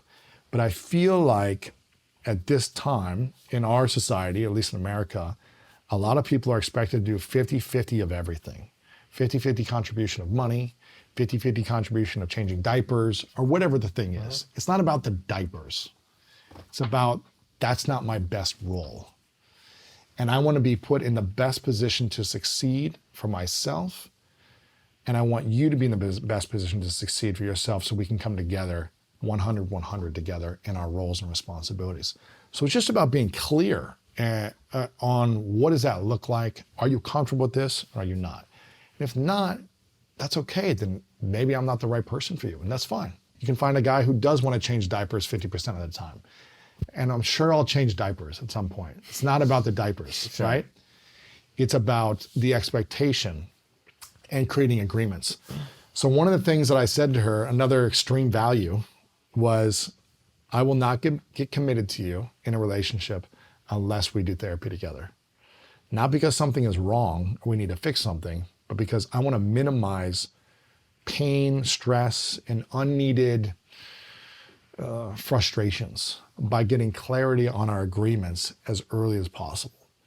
And so we do therapy once every couple of months together. She was like, yeah, I'm in. And that has been a game changer. I highly recommend, it doesn't have to be a therapist, it can be a mediator, a coach, or whatever it might be, to just say, here's what I really value, and have the challenging conversations with someone else. Because for almost every relationship I've been in prior to this, I always would say something early on in the relationship about what I'm committed to, and they would say what they're committed to. And then whatever reason, a year later, they say, I never said that. Nah, or it's changed. Nah, I never said that. I'm not gonna do this anymore. Or now that we're together, it's not gonna be this way. And I'm just like, never again. You know, if someone says they're gonna do something, I want a third party witnessing it to know that So better just get it in writing at that point. Sure, but it's like, it just creates a better process of communicating. Again, I didn't have a school growing up that taught me how to manage emotions in relationships, tell me how to communicate with people from a completely different background. They didn't teach us this in school. So that's why I keep trying to find the experts on my show to teach me and then give the lessons to others. I've just been a guinea pig of making mistakes for a long time and trying to improve myself while helping others.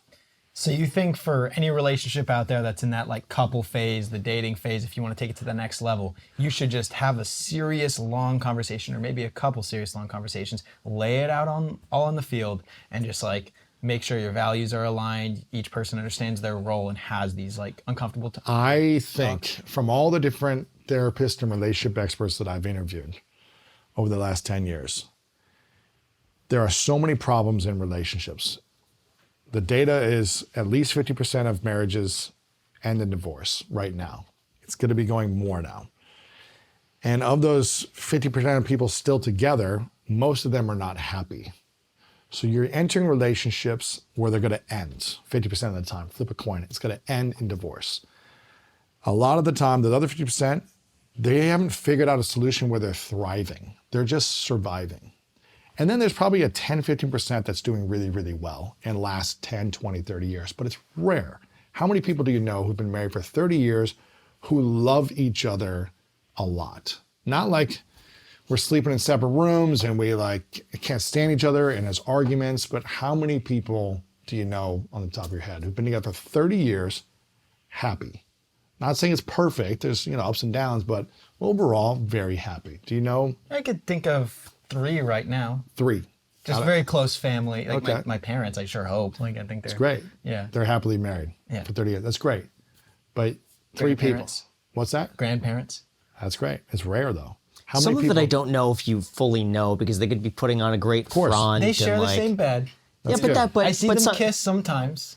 But sometimes you don't fully understand. Like it's easy to put What on are you the trying front. to convince me of with my parents? Listen, I'm just saying general, for your not your parents, grandparents, but Jack, I'm kidding, they're I'm kidding. very good. No. You're right. I'm But just in saying, general, it's rare to know a lot of couples who've been married for a long time who are also happily married, right? Not because they feel like they have to be in it because of their religion or because of their kids, but like stay in it because they really love each other. And for me, I'm just like, why? I've been in enough challenging relationships that were emotionally draining. I take full responsibility because I chose the women and I stayed in the relationships out of fear of being alone. I could have easily left the relationships much sooner, but I tried to make them all work and they just weren't a right match. So I just said, I'd rather be single and alone and living in peace than forcing a relationship that doesn't align with values, vision, and lifestyle. And that's why I was like, I'm willing to have all the uncomfortable conversations now instead of wait another year in a relationship and repeat the patterns that I did in the past, the mistakes that I made without having these conversations. Because I just think a lot of people don't have the conversations that are scary up front. I don't know. Have you talked to your girlfriend about like, hey, when we have kids, what is your exact fiance? Sorry. What is the exact expectation you have of me when the child wakes up at 3 a.m.? What is the exact expectation when he's throwing up everywhere? Am I supposed to clean it up? Are you cleaning it up? There's no right or wrong here. Yeah. It's just what are the expectations? Is you could have your mom stay here with us for a certain amount of time? How long are they staying here? I've just asked every single question possible. But some of those I feel like you don't really know until you're in the moment. Like you could 100%. expect a lot of that. 100%. Yeah. But most people just don't ask any of it. Sure. They just expect, oh yeah, we're going to figure it out. And so it's just trying to minimize it. And I know you probably have the conversations around money 100% with her. But most people don't have the conversation around money. They just expect, well, I guess we're going to merge our money or I get 50% of what you have now. Or it's like this expectation without communicating it. So the goal for me has been, how do we have a third party support us in just navigating every conversation? And when there's like, oh, okay, you think a little differently here? Well, how can we create an agreement we both feel good about? So I don't feel like I'm getting walked all over or you're getting taken advantage of or whatever it might be. And it just brought me so much more peace inside so I can have energy to create on the outside. That's been the game changer. Sure. That's super smart. But it's scary. It's uncomfortable. It's not fun. Like no one wants to go and spend 4 or 5 hours on a Saturday doing couples therapy in the first 3 to 5 months of their relationship. Dave Ramsey recommends that Does to he? all couples. Yeah, before they get married, is to do marriage counseling. Yeah, I think it's great before marriage for sure. But I was like, I want to do this when Even we first earlier, start yeah. dating, because Sure. why go a year or two if we're Imagine that being a completely first date. Kind of Okay, let's go was. to It marriage kind of was with counseling, her. It kind of was. But we're also, it's like, I'm in my late 30s, so is she. It's like she was married and divorced, so she was like, I don't want to deal with this again. Sure. So. It's interesting. I am a firm believer that your life partner is the most important decision you are ever going to make. And Huge. a lot of people kind of waltz into that decision, and you really have to explore every single possible outcome of this decision and how compatible you are with that person. And I'm not saying it's going to be, you. and I'm not saying it's going to be perfect and it's going to be like seamless and there's no challenges, but it's like, are you at least in alignment on the core things in life that could cause a lot of stress? For me, that's been key. Have you figured out who your partner is going to be yet? I mean, I have like ideas of what I want, them to be like, He's got a list, just Got like a we have on list? the podcast. I have celebrity crushes and whatnot. Oh, nice. All right. But no, I haven't figured out exactly, I guess. I'm open to exploring that, Yeah, though. that's great. Figuring it man. out. Yeah, it's fun. Yeah. Your DMs are going to get flooded right They're after. certainly not. Every single time you say that, they never get flooded. So it never. Prove One me girl. wrong. We have like Prove me wrong. It's gotta be- 99% male viewership. Really? on this It's podcast. very Yeah, so skewed. I'll get a lot of DMs, but it will not be from girls. Maybe if you've got a sister that you want to be with him. There we Yeah. go. You know what? That could be it. Yeah. Maybe it's just the Not a sister. sister. Sure. Yeah. A mom. You never know, Jack. I'm saying. That's a good point. Yeah. A mom. I'd like a son right now. That's yeah. Do you want Jack to be your, what is it? Stepfather. Stepfather. Oh my God. There you go. Graham, your 24, Jack, stepfather-in-law or godfather. I'm 24. 24, yeah. Man. Yeah. I'll tell you what, though. I mean, if I could do it all over again, I'd probably just live more life single, and just experience life and travel and adventure and learn things and live in another country for 3 months and like practice a language and just take more time alone. Because I feel like I'm really grateful I'm going to be 40 this year that I'm like getting into a committed relationship now, like where I feel clear about myself and clear about the relationship. So in your 20s, man, I would like feel free to be in relationships, but I think do as much exploring as you can about yourself, I think is a wise thing to do. It's always a tough spot to be in, like this age that I'm in right now and, the last couple of years, because I know what I want to do with my time. I know how I want to spend it, right? But I hear everybody when they're like 40, 50, 60, like, man, if I was in my 20s, I wish I did this. And I'm like, well, I really don't want to be in my 50s wishing I did stuff different in my 20s, mid-20s. But I'm doing kind of what I want to That's be great. doing. And And do I really want to be doing what I think I'll have wanted myself to do when I was in my 20s? You know what I mean? So Do what you want to do now then. Yeah, whatever it is you're doing, if you feel like you're think doing so? it, if you feel like you're doing it now, then keep doing it. But I feel like I did it.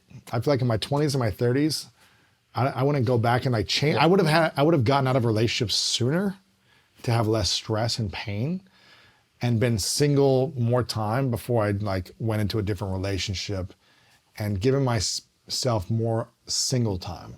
That's the only thing I would have done differently, because I just tried to make every relationship work that just was never a right fit. Because I was just trying to be a good guy and a nice guy and all that crap. So I would have just said, stupid stuff. well, I was just like trying to give in who I was not being authentic Right. by trying to make someone else happy. So it wasn't good. And so I wish I had the courage to end things sooner. So I could have just been like, oh, I've got 6 months alone where I can go travel or do this or have more energy, with my friends. So I just dealt with a lot of stress that I didn't have to. But I traveled, I went after all my dreams. I went to, I played professional handball for many years. I was on the USA national team for 8 years. I traveled all around the world. I met interesting people. I said yes to events last minute. Like I did the stuff that I wanted to do. And I lived where I wanted to live, so. What advice do you have for us? Like, how could we improve? Familiar with kind of like the channel, the operations, the podcast. I think the podcast has a lot of potential.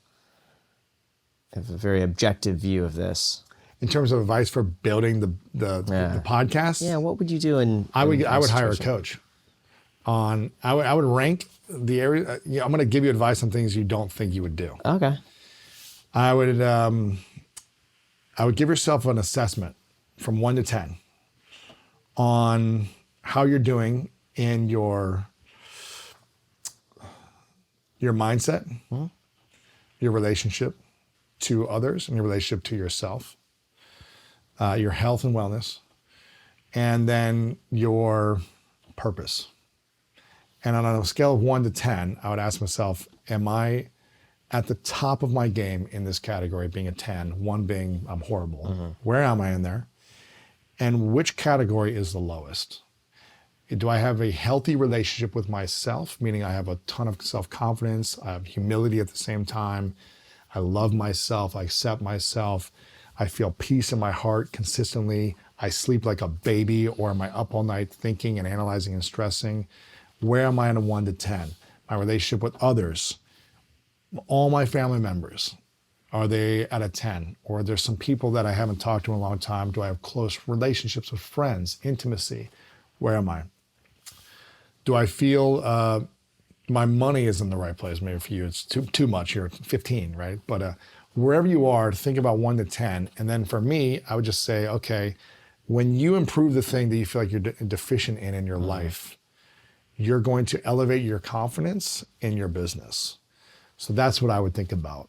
And for me, coaching, having coaches has probably been the best investment, because the more I feel good about myself, the more my business grows. And, when Kobe Bryant wins the championship, he didn't say, I don't need a coach anymore. He said, how can I find better coaches? How can I find specialist coaches who can help me in this parts of my game to keep him at the top and then improving? He didn't say, well, I'm here, now I'm good. He just kept growing. And that's what top athletes do. So I would think about that. And then I would start, I would talk to people, you can talk to me, but other people who are doing podcasting on YouTube, and really see what they were doing. Right when you guys walked in, I was like, what are you guys doing? Here's what I'm doing. You should try this. You should do this. If you did this, it could double in a year.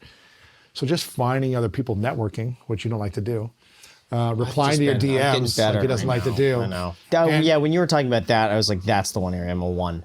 But I think it's so bad. It's being willing to invest in a coach who could give you like 1 or 2 things that could really help you in a big way. When I got into YouTubing, it's like, okay, I reached out to a few friends who did YouTube and I said, can you tell me a little bit about this? And a couple of these people just told me a few things that got me down the rabbit hole. And I'm like, oh, I just need to turn this on and do this and try this differently and look at the growth. So it doesn't need to be some drastic thing, but maybe something that we talked about today beforehand will give you an idea to help you grow it. And all you have to do is show up and just try it. And it's like, do that with a few different people and see what other ideas you get. It's great advice. Yeah, it is. I like that a lot. You know what I mean? It's like, and I would ask you to start asking yourselves different questions. For example, are you talking about this podcast or your other YouTube show? Everything. I see everything as like under the same umbrella. I would ask yourself this. How many hours are you spending a week on your main show? A lot. Give me a rough. 20 hours, 40 hours? No. 10 hours? Probably 8 hours a day, at least 8 to 10 hours a day, 5 days a week. And that's that's the floor. It's the minimum. What's the most you've made in 1 month from sponsorships and AdSense on your YouTube channel? Probably like 800 grand. 800 grand. So I would start asking yourself different questions. And I think a lot of people don't do this, which I wish they would. And that's why I think a coach can allow you to have a different perspective and ask these questions.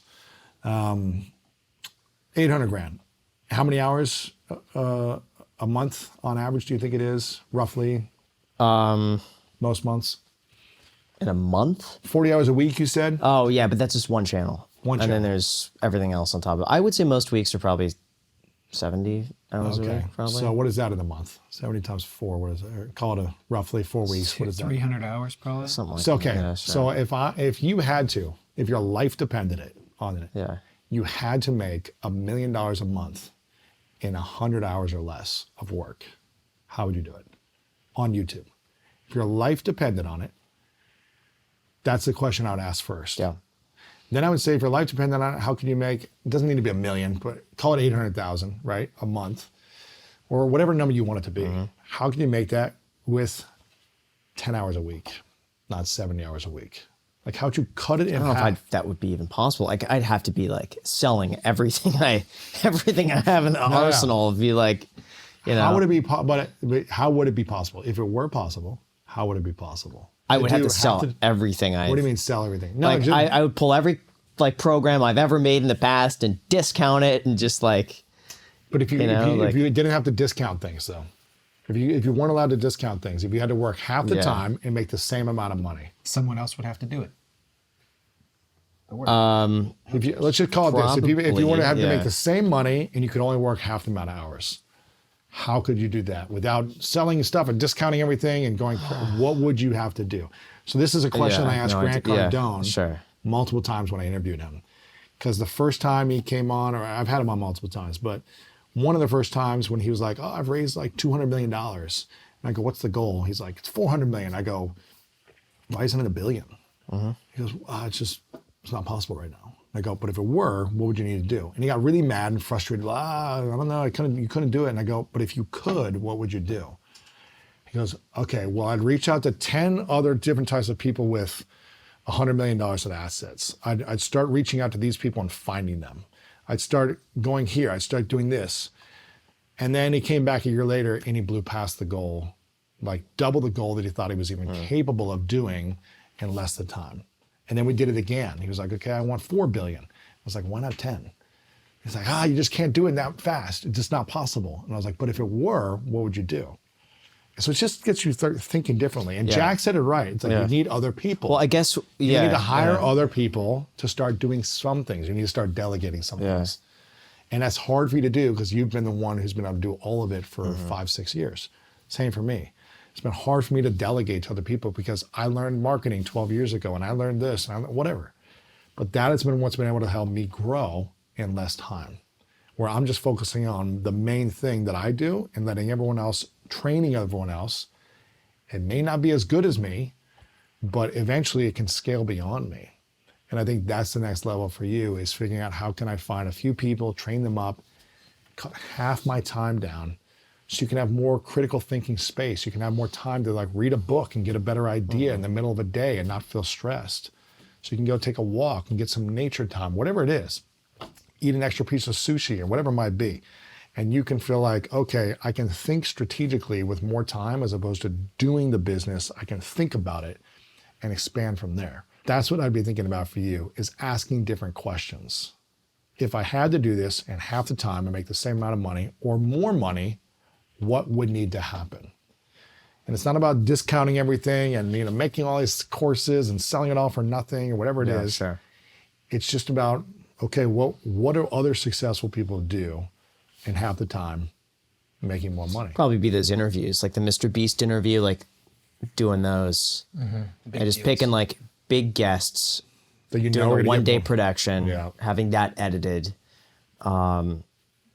Yeah, you could do a multiple-part series with someone. You could do a 4-part series with Mr. Beast. And it's like, okay, we did one day, but that's a whole month of content. Sure. And it's whatever it might be. So, and in your main show, you got to think differently about that too. Yeah. That's my opinion. Okay. But I got a question just because I'm curious. Asking different questions. You asked Graham this. What's the most you've ever made in a month? Well, I mean, the most I've ever brought into the business, probably like 3.5 million. What's your net on that? Because I'm always curious about the net, though. Now, But what if like 90% expenses? Listen, that's not like, a normal month. That was like a big deal that came in. That was like that doesn't happen every month. But that was like an advance of a big like multiple year deal that I got in podcasting and stuff like that. So I'm just saying, but like a normal month, I don't know. It's in the like a.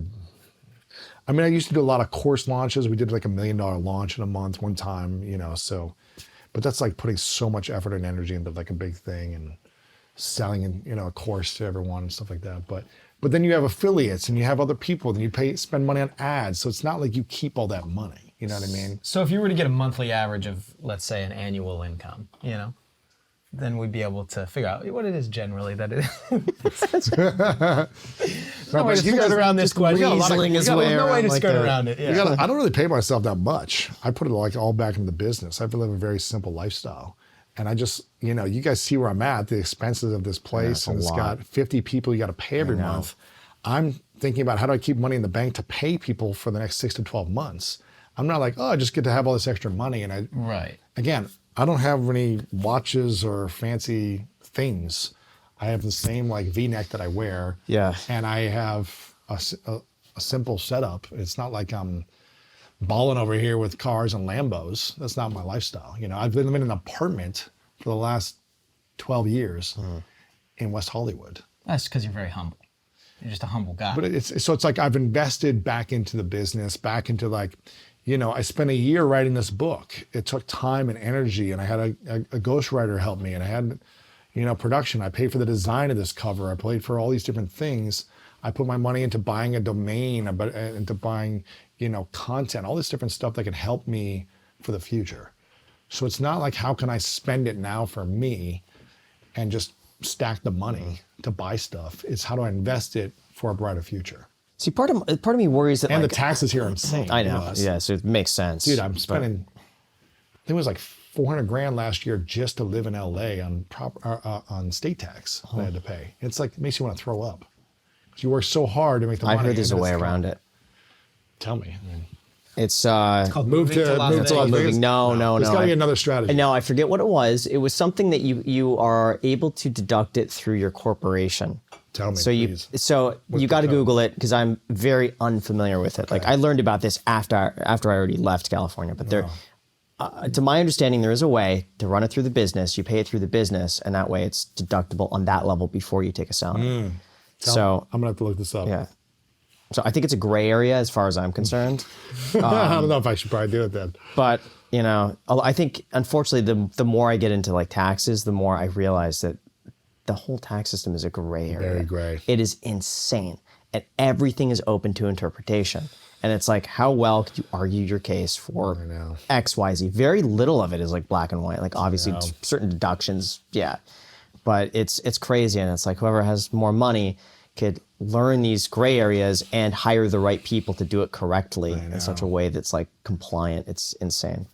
But I was about to tell you that I worry that I feel like part of my strength, and maybe this is the reason why I haven't scaled, is just like it's always been my angle from the very beginning is like, hey, it's just me in a garage. It's like I'm not a big team. I'm not a corporation. It's just a dude making videos for fun on YouTube. And really up until like a year ago where Alex started editing the main channel videos, like that main channel was just like me doing everything from start to finish. So much work, man. Everything. It was just, and Jack and I would just goof around for thumbnails, like title thumbnails for like an hour. And it was just riffing back and forth on like, what do you think of this flame? And like, what about this color on this? And like, that's funny. What's another word for this? And that was the extent of it. And I feel like there's something special about like, hey, I'm just like, it's me and you watching this right now. Not a team. No one else is editing this. It's like, I'm doing this for you. And that's like a strength that I feel like not many people could say that. It's a strength, but what gets you here won't get you there. That's what Inez said. That's what I was. Let me ask you this. That's true. Let me ask you this question. If Mr. Beast was just him and a camera, would he be Mr. Beast? No. If it was just like, hey guys, I'm just here with you. I'm still doing the same things in my little like, my garage. Bedroom, or in my bedroom, which was like him like, how can I read the encyclopedia for 24 hours? And this is cool. But Emma Chamberlain was a great example of that. I'm sure she has a bit of a team now. She's got a team now. She's got a massive team now. She was able to like scale her career so well. But what got her here won't get her there to the next level of results.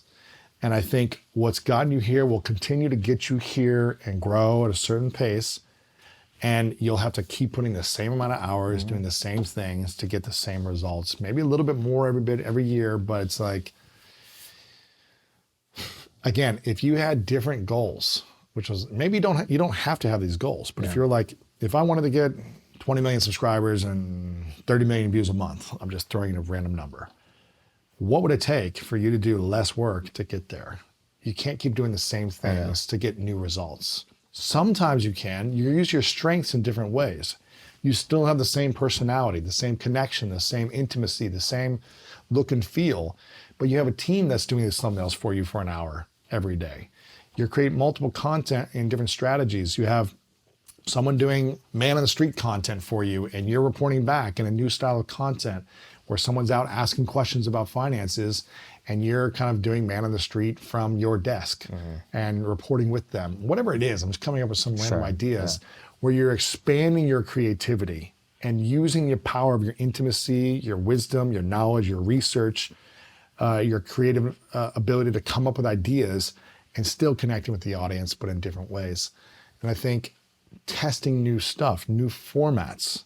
You don't have the ability to do as much of it right now because you have so much of your time doing the same things. Yeah. You don't have to bring on a massive team. You can bring on a couple of freelancers to do some of these things. And it doesn't mean that they're going to work out right away. And it still means you have to train them and it takes time and energy. But it will start to free you up to do more things in the future when you can start to empower others to support you. Sure. Mr. Beast has got a massive team now. Yeah. Massive. I'm not saying you need to have that big of a team or not, but it's like you got to have some people supporting you. Yeah. You know? Part of me, though, what I've really learned is that, like, I've taken a lot of advice over this last, like, year, I would say, and really, like, trying new things. And one of Hormozy's things is, like, you got to, like, do this and this and this. And I took that to heart, and I did. And it made me miserable. Like, the more things I took on, the more I realized that, like, it made me realize just how happy I was just sitting on the couch planning a video, and, like, that's what I wanted to do. And so at that point, I cut everything that wasn't just the podcast, second channel, main channel, and that was it. And I was so happy doing that. If you're happy, then don't do anything differently. If you're happy with your lifestyle, then keep doing it. But if you're looking to grow in other ways, I want to probably grow in other ways that are maybe just not that. Yes, I want to, you know, just because it's like I tried that direction was not. I remember someone gave me advice early on. I was like, what are ways I can make more money? And he was like, Louis, you don't have enough products. You got to make a whole suite of products and different price points and have tons of options. The next year I went out and built all these products and I was like, this is not fun for me. So just because someone gives you that advice doesn't mean it's the right advice for you. Yeah. And again, for me, I'm thinking, how can you do it in less time and get better results? So if you only want to do a couple videos a week on both the channels, then cool. How do you just do it in less time so you have more energy to do other stuff? Sure. That's what I'm thinking about. Okay. You don't have to hire the team, but it's just... I get it. You don't have to do everything. You know, it's just like, do the things that make you the most happy. That's why I started hiring the team. So all I'm really doing is interviewing. Before I was doing everything. And because I could. But just because I can doesn't mean I should. Got it. And it's not supporting my strengths of doing what I do best and having energy so I can work out and be with my girlfriend and try other stuff. So that's my suggestion. Thank you. Yeah. What did being a pro athlete teach you about life? What were the biggest takeaways outside of just like sports for them? Planning your life in seasons and really having clear goals seasonally. Because every sports team I was on was usually typically 3 to 4 months, right?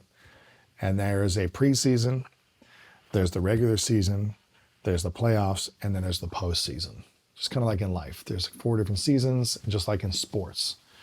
And before the season would begin, so before you take on a new project or a new endeavor or a new relationship or a new business venture, I would really get clear, do I want to play this sport? And what is my goal for playing with this team and this sport and going after this thing that I'm looking to do? And what is the goal that this will take me to the next step? So I was always thinking about, okay, high school football is going to get me a scholarship in college because I want to play professional football. So I need to go to a good school in college and I need to get good stats in college. So I can have game film to get into the professional leagues so I can fulfill my dream. So it was like all these steps to fulfill a dream of like 15 years that I had. And I played lots of sports, but I remember my senior year, going into senior year, I didn't want to play baseball anymore. So after the season was done, my junior year of baseball, I was like, I'm not having as much fun anymore. So in the postseason, I reevaluated, do I want to play this sport next year? And I didn't. So it gave me time to reflect and think after the season was done. And then I used that effort and energy to do something else. So for me, I take that in my business and I really think about the seasons. You know, the first quarter, we have a big ramp up into, not to plug, but March 7th, I've got this book coming out. And so I knew that for January, February, leading up to March, I've got a full regular season of energy and effort, actions I got to take to get me ready for the playoffs. The playoffs is, the book is out, and now I'm out promoting it and talking about it. I spent a whole year before preparing. This is the off season. This is the training mode. This is writing. This is researching. This is developing. This is packaging, designing this product. Then I'm in the regular season doing interviews for the product right now with you guys and other people. And then it comes out and I'm going to be even, it's like the championship level. This is the playoffs. I got to show up even greater. Then after the book is done, after kind of a couple months afterwards, the season is done. The playoffs is over. It's now the off season. I evaluate, do I want to do this again? What's the next thing? So it's always thinking about the next season, ramping up, having some time off, ramping up again, but visualizing the dream far, far in advance. So I thought 15 years in advance that I wanted to be a pro athlete. In business, I think very far ahead. And every decision is based off of one sentence, a meaningful mission in my life. And everything I do, I ask the question, does this serve the meaningful mission that I have for my life and my business? And the meaningful mission is to serve and impact 100 million lives weekly to help them improve the quality of their life. So I make decisions based on, is this action going to help impact 100 million people, improve the quality of their life? If it doesn't help that, then I don't do it. And it gives me clarity. And I think a lot of people don't have clarity when they get into business or just whatever. They're just like, oh, here's something that's coming up. It's exciting. Let me do it. What being a professional athlete taught me is, do I really want to do this thing? Because being a pro athlete is hard. You have to train your body and your mind for hours every day. It's extremely demanding. You have to love it. You have to love winning more than training, right? You have to really love the idea of I want to do this because I want to win and play and have fun, but it's so demanding on the body. It's exhausting. You have to love it. And so that's what it taught me, is writing a book can feel exhausting if you don't love the idea that will impact people based on your mission. So do you guys have a one sentence meaningful mission? Is that something you have in your life? Hit the like button, subscribe. That's it. That's it. But what is the ultimate goal? Yeah. I would want to take a lot of time to figure it out. Exactly. And it doesn't mean you have to be oh, this is my life's mission. And it doesn't mean, and just like, there's seasons of life, there can be seasonal missions. Right. When I was on my sister's couch with a broken wrist, I was like, I just want to make enough money to have my own apartment. That was my meaningful mission. I couldn't think beyond other stuff. I was like, I just need to make a couple grand a month because I'm broke and I want to feel like I can get on my own feet. Then when I had basic needs met and I had enough money, I was like, okay, what do I really, really want for my next season of life, my next chapter? Whether that's 6 months, 2 years, 10 years, whatever. And it doesn't mean you have to figure out your life's mission right now. I'm going to cure cancer at 24. That's my goal. It can be, but it doesn't have to be. But what I think would be meaningful for you is to think about these next 2 years, what would really excite me if I was spending my time and energy doing? And if we accomplished what, it would be a rewarding goal to accomplish. It would be a fulfilling thing to accomplish. Not just oh, look at me, I'm successful and I made a bunch of money and but I would feel rewarded spiritually inside as well. And I think when we, again, just think about success and we don't have the greatness effect, which is about service, which is about the inner fulfillment as well, I think we're always going to be saying, wow, what else am I missing? I'm not feeling everything, I have everything I want. So for me, that's what sports has taught me about business and life, is being super clear on my, not just goals and dreams, but a meaningful mission. I talk about the whole process actually in this book of how to create it, how to develop it, how to find it, and then make it come true. And then just from there, setting up a simple game plan for getting there faster, for accomplishing the goal quicker, just like we were talking about here. It's asking different questions. It's becoming a different leader than you currently are. It's developing new skills for yourself that are uncomfortable. You're very comfortable what you do because you're extremely talented and gifted. But what gets us here won't always get us there. the elements of that could help us get there, but we might have to do a few things differently, right? So it's not like change who you are and your personality and how you think. It's just like empower people to support you. Another thing I learned about being a professional athlete is you cannot accomplish everything alone. You can't. You need a team. No one great. Even in single sports, even in tennis, the greats have a team around them supporting them. But you must have a great team on your meaningful mission in order to accomplish the goal. So you can't do it all on your own. You wouldn't have this show without Graham, and vice versa. It wouldn't be the way it is without you guys together. That's a team. Your relationship, you want to experience love without your fiance. That's a team. That's why, again, I just think coaching is a great thing to have in general, because you want to have players on your team and you want to have coaches or mentors or guides who've been there before to support you as well. Just give you, oh man, I see you're doing that. That's great. Keep going. Did you think about this too? Maybe look at that. I see a little deficiency here. Maybe watch out for this in the future, just to save time from headache. That's what I learned about sports in life. That makes sense? It makes perfect sense. Yeah. I got a question for both you guys. Do you love winning or hate losing more? Go ahead, Graham. I don't really worry about losing, so I love winning more. I used to hate losing more than anything. I couldn't stand it. So it drove me to be the best I could, so I would always win.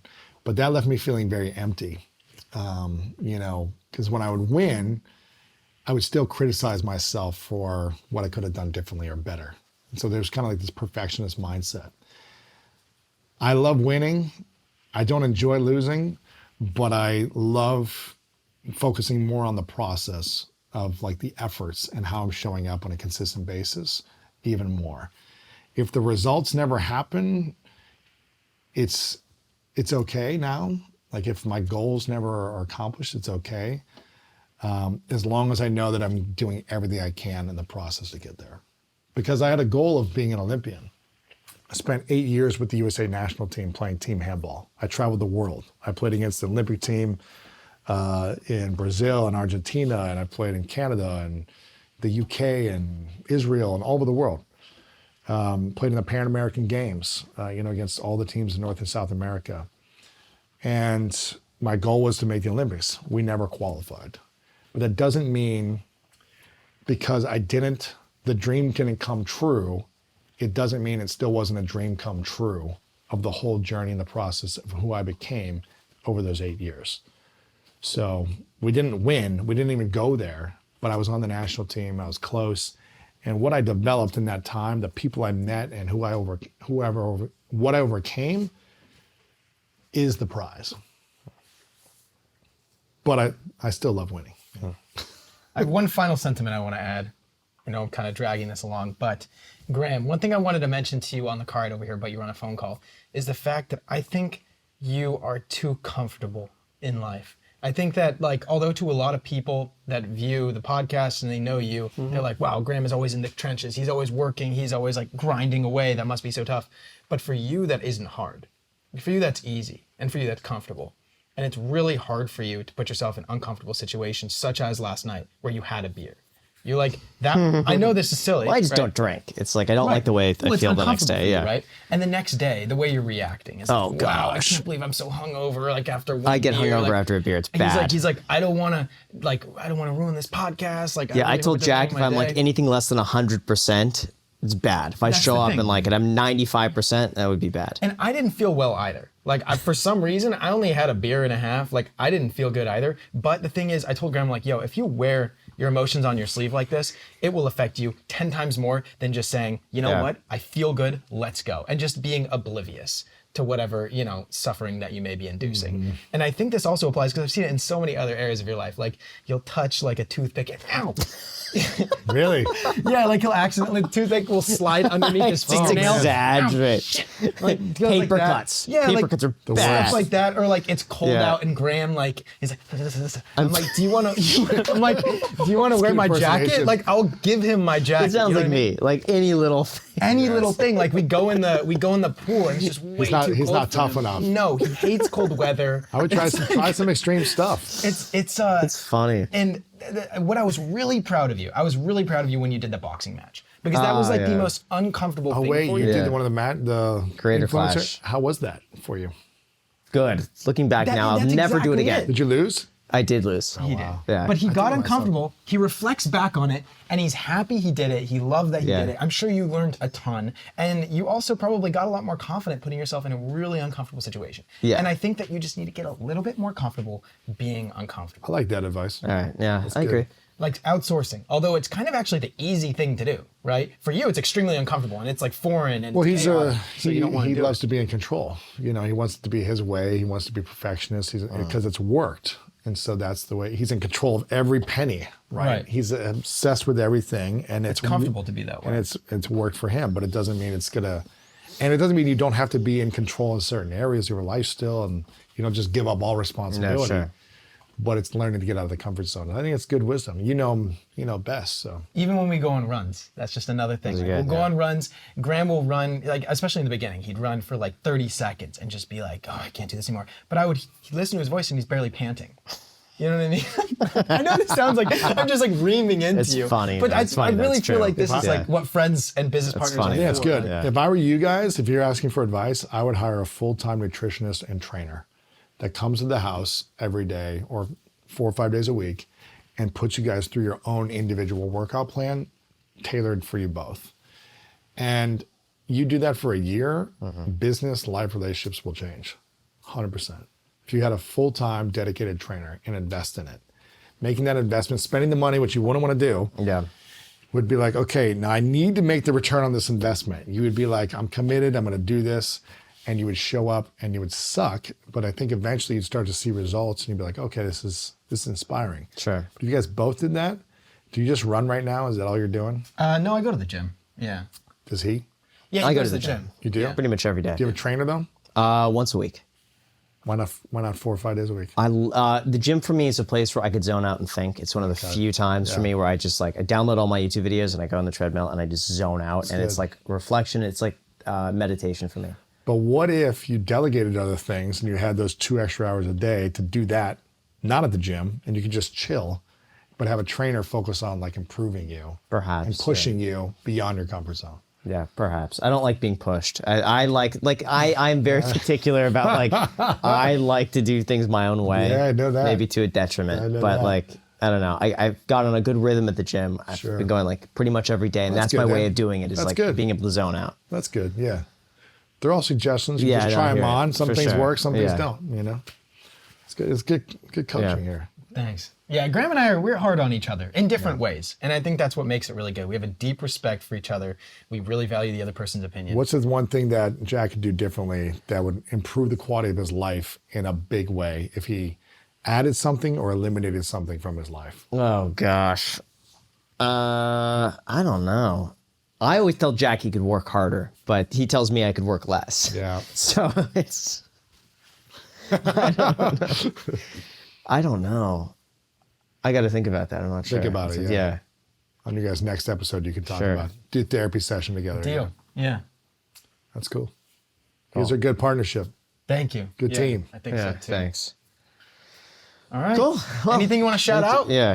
Take your time. Go for I it. got this book, Greatness Mindset. This is the main thing I'm focused on, and it's really a lot about the stuff we talked about today. So Cool. if people want to check it out, they can check it out. Do you have an extra copy? we can That's take with yours. us? Are you serious? That's yours. Really? It's Can the you sign galley. it? This Can you is the sign galley copy, so it's not like Wow. the physical hardcover, Yeah. but it's wow. Could you sign it? I'll sign it for you guys. Cool. Yeah. But the Greatness Mindset. This is the book I wish I had when I was 16, when I was right. 21, when I was 35, and today. I wrote this for myself, my younger self, and my future self. Feels good. Feel the cover. I like the material. Yeah. Like that's This is soft. just like yeah. a galley. Yeah. All right.